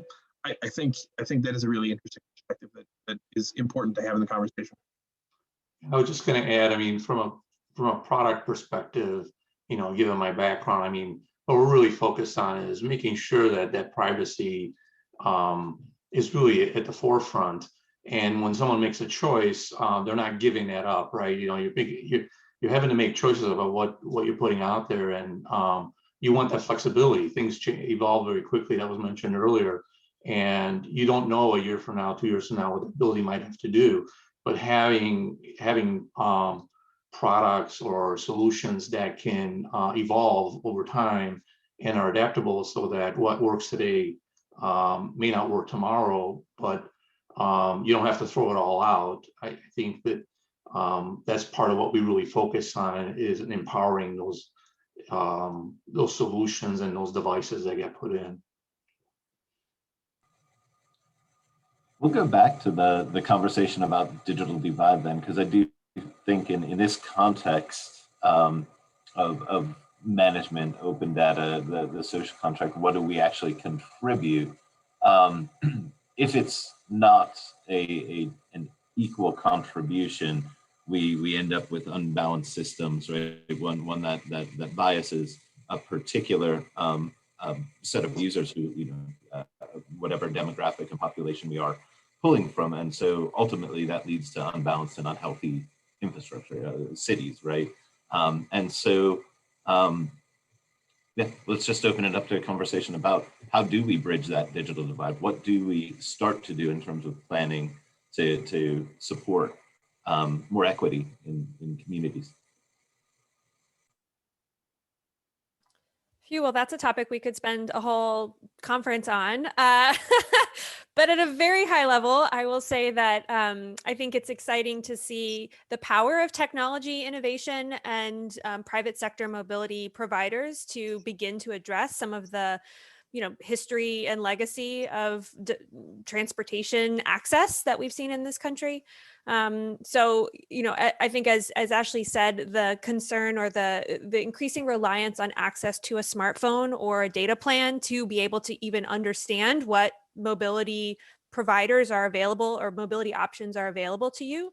Similarly, the increasing reliance on credit cards or banking access to pay for those services is also, I think a challenge that we're going to increasingly run into. But on the flip side, I think it's also an opportunity to use transportation and mobility as a way to address the digital divide. So by providing, banking access opportunities through mobility service providers, you can, begin to target the underbanked and unbanked population of riders who are using services. Similarly, you can also use, Wi-Fi opportunities or, other ways to get digital access and inclusivity through transportation providers that can, start to address this need in the longer term. But I think that at its core is this blending of public and private spaces and providers that really presents this challenge. When we think about smart cities, because this isn't something that the city controls.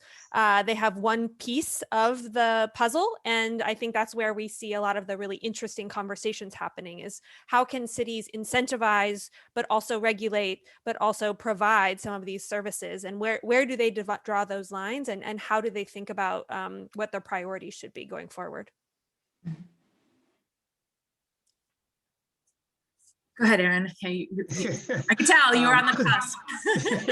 Well, I think we've actually made a good bit of progress in this, and I think this is an area where even having it as a consideration set early in the planning is something that has been a real change, I think, over the last 10 years or so, and a really significant one. I mean, even like looking at vaccine distribution right now.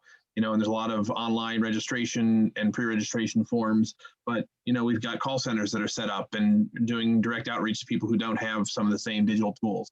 I mean, I hear this all the time, not that we always have solutions, but for a long time, I feel like people didn't even talk about it, as a problem to address. So that I think has been a big step. I think the other thing that people forget sometimes and is a little bit harder and sort of uncomfortable to deal with is that healthy ecosystems actually have an imbalance of power. I mean, even if you look at the natural world, and like the food chain and systems, like there are differences. It's not a completely even system when you think about access. So how you incorporate that as a designer and how you come into a system where you acknowledge sort of the reality that there is inequity in the world and that you're not going to be able to systematize all of it out, but still build tools and processes and entry points to help mitigate it as much as possible. I think that's kind of how we need to build, and I think in terms of building design, some of these things I think will fade over time. Like Ashley was talking about the mobile phones, and the sensors that everyone carries in their pockets, and I don't know at what point we'll reach like 95% penetration or how close we are to that, but we probably will get pretty close at some point. But then there will be another thing. There will be, your AR headset is then going to be a thing that 10% of people have and the rest don't. So you'll see this with Fitbits or whatever other new sensor kinds of technologies we have. And I think making sure that whenever we go through the design process, we have a look at like the long arc of the tech adoption curve is how we kind of build the right sizing into the process.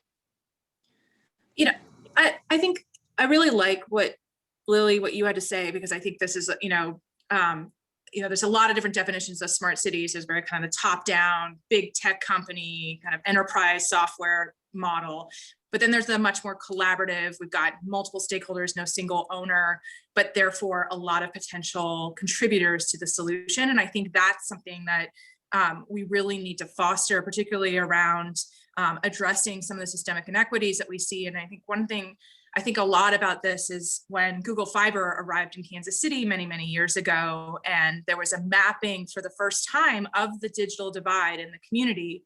It followed all of the kind of known socially acceptable divisions that we had built into our city. The east-west divide of have and have nots showed up when we lit up the map around who had digital access or even felt it was of value to them in their community. So that was something that it just kind of reinforces some of the systemic inequity. And I think I would take it a little bit further than Aaron, you know, not as, though I think I would agree that there is incredible evidence right now that cities themselves are making equity bigger and frontline on every single decision that they make, and in a way that I think is really important, because it isn't just about dividing up the pie equally across political boundaries and trying to figure out how to make do with the same size slice of pie. It's about being more honed in on what has been the problems of the past, what we need to double down and invest in parts of our cities that have been underinvested in and need more attention than ever before. And that will require better data, which may not exist, or we have to recognize the bias of the data that we have. If we look at like policing data as an example, there's an incredible disproportionate amount of data on communities that are over-policed to begin with. So we only are feeding the inequity. So we just have to be, you know, I think as a profession, we need to proactively train ourselves to think about how we can leverage this data, this information, and these insights into our advocacy role in the community and structuring a better built environment that can help to tear down some of the systemic inequity that we have built up over generations. I think I want to take some of that and move it back a little bit, because I think there's kind of a very interesting conversation there that ties into planning and design. This idea that really this is about a digital overlay. And when you talked about, you know, opendata.gov, the accessibility to information, one, as a profession, we're not, it's not always our first move to run to GIS, to run to demographic data, to really delve into the context in which we build. And I say that with being an architect myself, and I have definitely been guilty in the past of just designing in a context that I believe to be right versus really taking into account the information. And I remember a story about Chicago, and we had asked Brenna Berman to be here, and I remember her talking about some of the predictive analytics around treating rat infestation and the unintended consequences of following data. So you knew where to put rat poison in context of where they typically had to go for public services to amend it. But when you put rat poison there, it pushed the rats elsewhere. Yeah. And I say that in the context of reinforcing systemic problems, because we're not being creative or diligent in how we view or use data to promote a different future, right? How do we actually evaluate the context of that data? And I'd be curious how you all look at data, not just in the context of face value, but really starting to decipher and leverage it for answering the right questions or providing the right context for your decisions.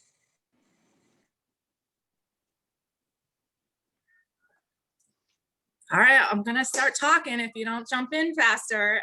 So I think that's a great example with the rats in Chicago, and does not surprise me that that was an example that Brenda would give. That is kind of a failure to look at the inputs and looking just at the outputs, and I think that is a great example of what that actually does. Another example, which I think kind of shows a little bit more of a holistic understanding of what data is and what it can tell you, is something that happened in Louisville, Kentucky, under Mayor Fisher, where they put GPS locators on asthma inhalers and had a pilot where they would watch when people were using their asthma inhalers in the community. And what they started to see was that there were direct correlations to weather patterns, what direction the wind was coming from, location in the city, and where there was higher incidence of usage of the asthma inhalers, and a couple other key factors, time of day, things like that. And so what they did was they took that data and started to say, okay, where is this happening, plotting this out, starting to understand it, and then what's causing this type of output, which is people needing to rely on medication to breathe. And they realized that it was a land use problem, that they had people living and walking in very industrialized areas that had air quality management issues. They realized that there was a lack of street trees and vegetation to promote better air quality in some of the neighborhoods where they saw the highest incidence of this. And they recognized that there was, socioeconomic impacts as well. Different members of the community were more impacted depending on, what their status was. And I think as a result of that, the city decided to not go out and try to identify where people were likely to have an asthma attack, but go through the preventative measures of beefing up their street tree planting project, changing their land use policies, regulating industry differently. And those are things that I think, no single person was going to solve for that problem. That is, that's public works, that's public health. There's a whole bunch of players that would make decisions around that. And so I think what that starts to do is, and I think the role of architect and planner is valuable in this, because we're often convening many different disciplines to design and solve a problem. And I think and architects can be helping by looking at the data to define a better problem statement that needs to be resolved through design or technology or a combination of solutions. And I think that is, we're seeing that happen on the micro level of, building management systems that are popping up to provide, at-home Wi-Fi access, but also real-time building maintenance data. It's very, it can get to any level of scale, but I think it's really important to think about, how do you make sure that you're defining the right problem before trying to kind of go out there with rat poison and realize you're just pushing it to the next block. And I think one of the advantages that architects bring to that sort of exercise is that you're really dealing oftentimes sort of narrowly in place with a specific project, right? So you're not, it's kind of like, when mayors talk about how they're, they don't get caught up in some of the big, paralyzing political issues because, when you're trying to get your streets plowed or, your potholes replaced, some of the big tension issues that cause gridlock elsewhere don't manifest. And I think you can look at, creating a building or developing a site as a sort of even a microcosm of that. I mean, there are things that become paralyzing issues, but when it's in the context of a narrow project, I think a lot of that can go away. And so, even when you're thinking about those examples from Louisville and Chicago, it's not like there's not tension around what data means. A lot of people say, "Oh, just follow the data. We're data-driven government, data-driven." People disagree on data. I mean, data is an input to a story, and so if you deal with that just at a big picture systems level, you're going to have people fighting about what the data actually means or how to use it or what the solutions are. But at a building level, at a project level, I think you get to have a lot of times a more honest conversation and have it be somewhat less fraught. Yeah, I would just add that part of what we focus on at Urban Movement Labs is not talking about the technology or the project, but focusing on the community goals and the way that the mobility challenges that the community has identified, and then talk about how technology can make progress at addressing those challenges. So you've validated the data or the modeling results in the lived experience of people in the area or people who will be using the technology or the project. And I love that concept, or I don't love it, but I think the phrasing of a digital overlay to existing inequities in our systems is exactly the trap that we often fall into. And thinking about the potential for technology to accelerate catching up or addressing those inequities is really where the opportunity lies. And I think that part of what we've talked about here in this panel, but also in the conference the past 2 days, has been focusing on those goals and those opportunity statements, and then building projects around that is a way to ensure that we're providing the most benefit and targeting that benefit to communities that need it the most. I want to play off something you said, Erin, that data is an input to a story. And I think that's part of the conversation, but it's also output from a particular process or a particular framework. And when we're looking at the broad sense of planning and all of the interconnectivity of systems, right, economic, of governance, of zoning, how do we know, or when do we know that we need to challenge that framework, right? Because at the end of the day, that input is only valid to the context of that original framework. And I think one of the obligations of us moving forward with more healthy development rests in changing the context of the outcomes, or of that framework that we're providing or delivering back to a broader population. Yeah, no, I think that's exactly right, and I think but there's part of me that wants to say you should always be challenging it, but I think maybe a better way of even saying that is, the kind of community work that Lily's talking about is that you always look at it through that lens, right? So you take, and that's where, yes, I mean, it is both an output and an input, but when you're using it as an input, it's an output from some other narrative, right? And that could be a good part of our history. It could be not such a good part of our history. And so, I just think it needs to be sort of considered holistically, and oftentimes, not always, but certainly there are some people, partly because data has been ignored for so long, and there has been such an aversion to using data, that you get this kind of drumbeat of follow the data, which I am sympathetic to, and often I beat for certain audiences who need to hear it. But I just think part of your process needs to include the critical analysis of where the data comes from, what it means, how it's being used, and how I mean, part of it too is just engaging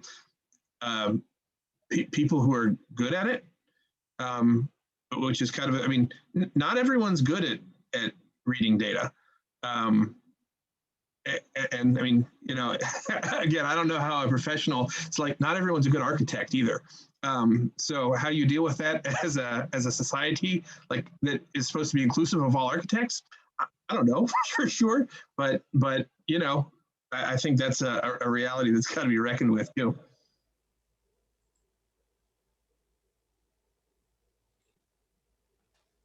Well, I think this also speaks to like the need for transparency around what the framework is, so that we have a clear understanding of what decisions we made at any given point in time, because then we can go back and maybe not throw out the entire framework, but we could certainly go back and test our assumptions over time. And I think that is why when we talk about kind of grounding smart cities and the goals of the community, the values of our communities don't change that quickly. I mean, accountability, accessibility, transparency, quality of life values, those things are pretty standard and consistent across time, over time. It doesn't change that much. We all need certain basic functions to work for us to live a high quality of life. And, as Americans, we have an expectation of certain liberties to go along with that. But I think that these frameworks don't necessarily evolve as quickly as the technologies that plug into them necessarily do.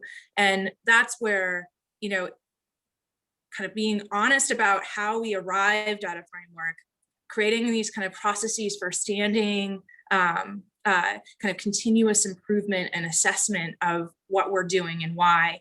That's why you're starting to see kind of roles emerge in government, whether it was, you know, I think it was like the chief algorithm officer or something like that was proposed for the city of New York, to go back and look at all of these AI decision-making tools that are happening and automating decisions in city services with no transparency. We have no idea how it actually works. It was some person in some room over there that made it to do things, and it looks cool in the outcomes, but we don't really understand how it works. And so I think that's where we need to kind of lift the curtain a little bit on the process. And I think thinking about how that changes the way that architects and planners approach planning, it kind of forces us into a new realm of kind of, you know, understanding and maybe being able to demonstrate how the sausage was made.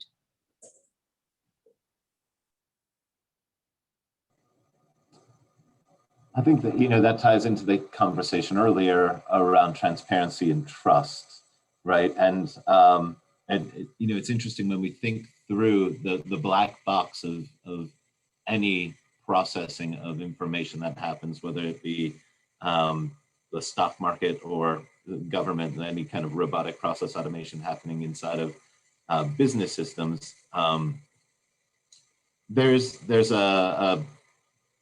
well, I guess a kind of fundamental blind eye that we turn to the need for accountability. I guess would be the easiest way to put it. It's hard to look at. Well, it's hard, or in most cases, it's difficult for industries to regulate and hold themselves accountable. And so that collaboration, the coordination, the continuous questioning is a real opportunity for us to really rethink the interdependence and the obligations that we have to each other as we build these systems, as we build the buildings. Do you see, where do you see the most opportunity there in terms of, you know, is it public-private? Is it, you know, is it business to business? What are you seeing in terms of opportunities or engagements that are coming with your clients and with your cities?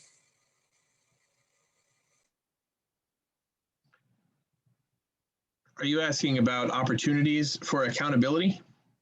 Well, no, I was actually talking more in terms of the relationships that you're seeing in being more public-private partnership or getting into business to business. I mean, accountability, the opportunities for accountability are everywhere. That's a loaded question that again, we can talk about for days. Well, it is a loaded question. I mean, I think it's related and it's an important one. It's a hard one. I mean, I don't have an answer for that because just the cycles at which these things move, especially with tech overlay, you know, it's I don't think there is a whole lot of accountability. And I do think that the public-private model of delivery obscures that even more in some ways, because you don't really know sort of, I mean, the public sector is always at a disadvantage in public-private collaborations in terms of expertise and bandwidth and manpower. You know, I think when you start to kind of think through the financial aspects of these deals, and I think especially with technology, you know, where the public sector largely doesn't have the expertise and is kind of dependent on, either what the private sector says or what you're able to glean from, you know, I mean, I think part of what your organization probably does, Lily, you know, is to kind of help provide some of that balance. And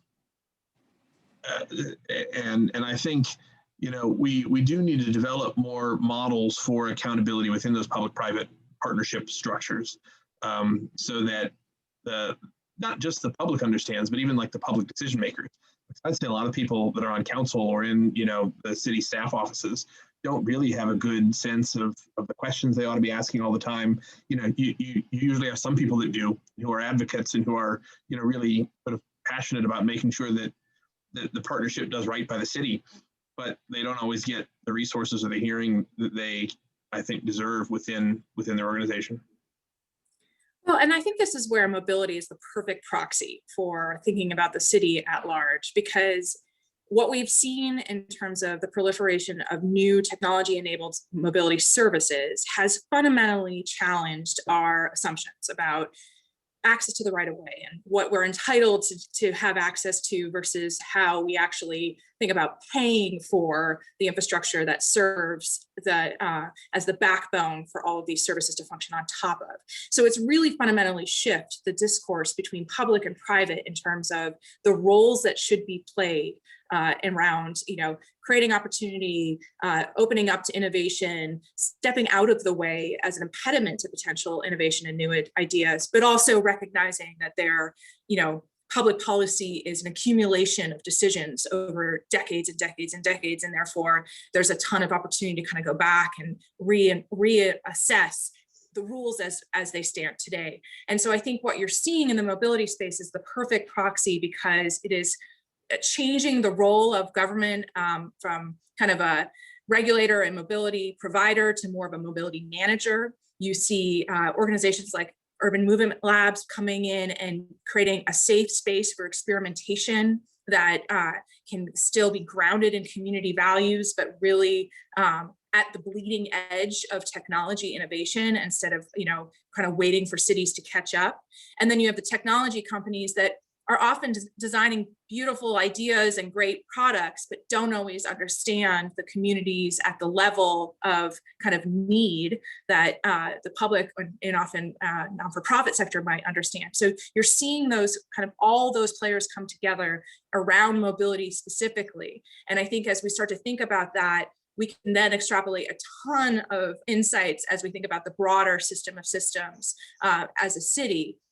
Whether it's the public right-of-way, shared access to infrastructure, what does the public domain actually mean? All of those things are being called into question as a result of this mobility movement. And we're also seeing it happen on the private side because, the rules around parking, for example, are completely getting just challenged as mobility behaviors have changed, and we no longer need to rely on the traditional models of the past where we overbuilt for mobility. So I think there's a ton of opportunity to kind of really examine what's been happening in the last several years in the mobility ecosystem specifically, to kind of inform what does that mean and what are the potential opportunities that we can then take to other systems that we share in our urban environments.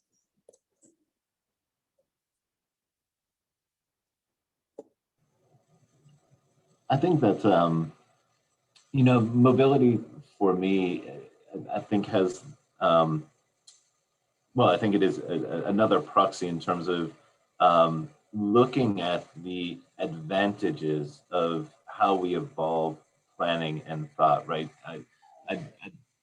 Our ability to rethink urban environment, to reclaim city space that is captured by a kind of past vision of what transportation looks like, of what mobility looks like, is one of those key opportunities where cities can start to invest in a different level of logic, right? But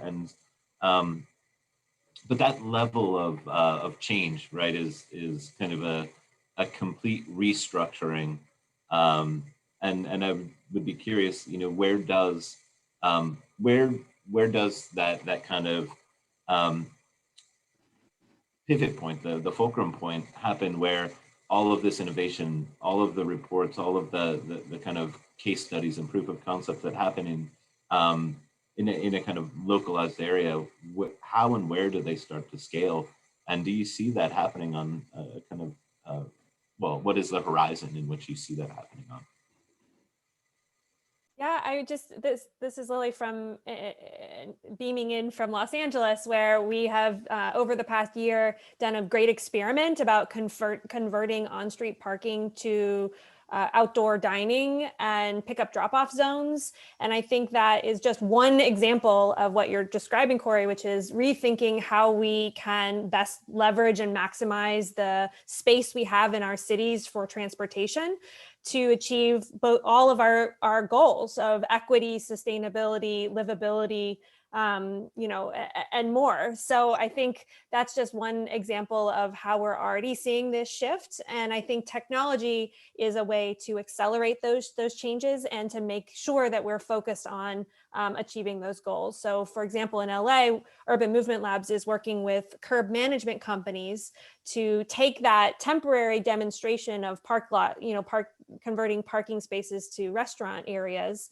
or parklets, and then making that more dynamic so that maybe those are parking spaces during peak times, but can be used by the businesses during off-peak times. And that's a policy decision rooted in community values that is enabled by technology. And I think that's a really great example of how we see these things coming together and accelerated in the future.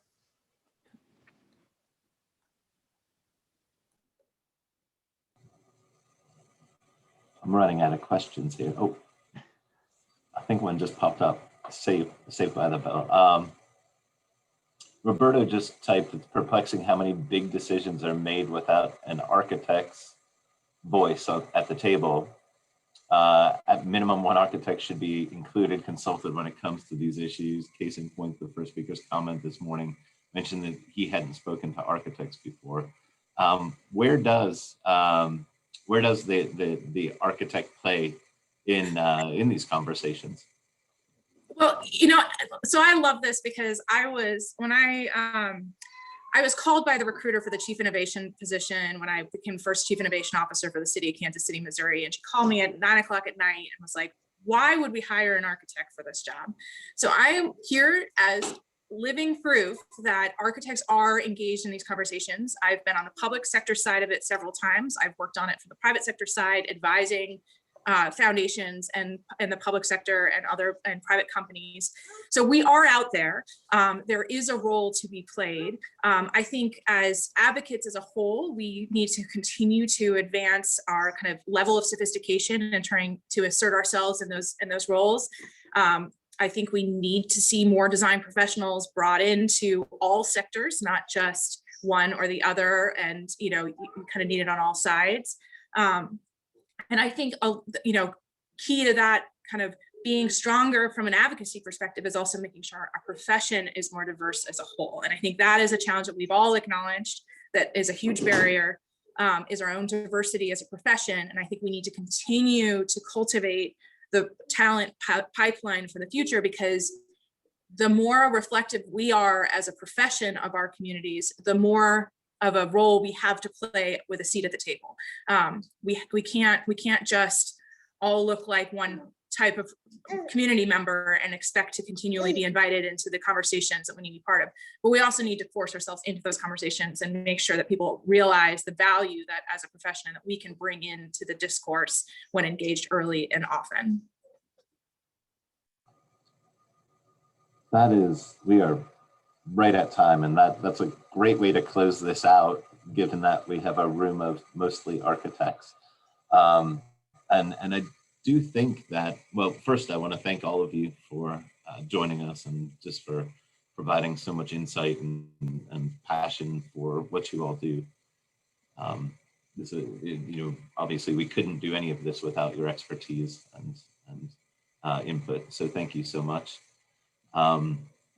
And I would say that really is a great way to end the conversation, because I do think at the end of the day, what we've heard over the past 2 days is that there's more accountability, more responsibility that falls back to us as design professionals to be advocates, to be engaged, to be knowledgeable about the communities in which we design in, the technologies that are evolving and influencing that change, and ultimately more accountable to the outcomes of the projects which we design or develop, right? So our ability, or not even ability, our obligation to follow through on projects long-term, not just as that moment in time of service, but what is the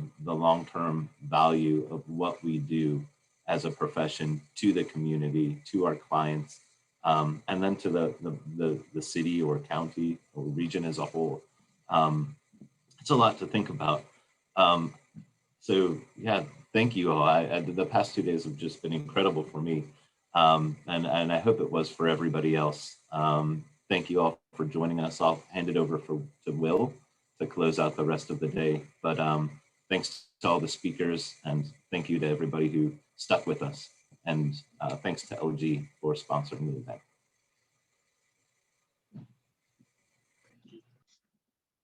Yeah, thank you, Corey, and thank you everybody for joining us today. This has been 2 mornings of just information overload, and I'm really truly thankful for everyone's involvement.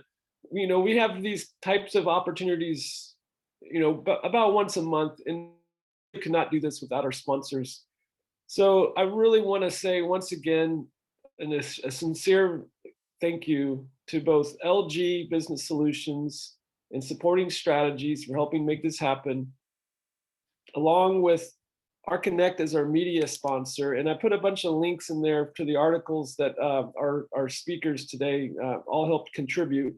I also want to thank Hunter Douglas Architecture, HKS, and Anderson Barker. And then if you can all take a minute to unmute yourself, we'll do a quick round of applause. Corey, you did an outstanding job as our moderator and as our MC and as our guide, our spirit guide to today.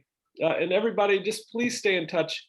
We have a lot of great programming all through the year. And until we can see each other in person again, thank you so much for your time and your energy and your guidance and your leadership.